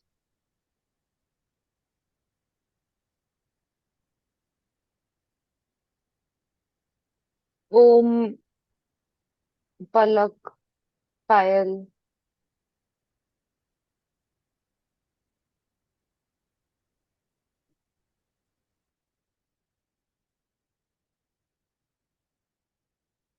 Yeah. Om, Palak. Okay, I think that's it. We will click a snapshot.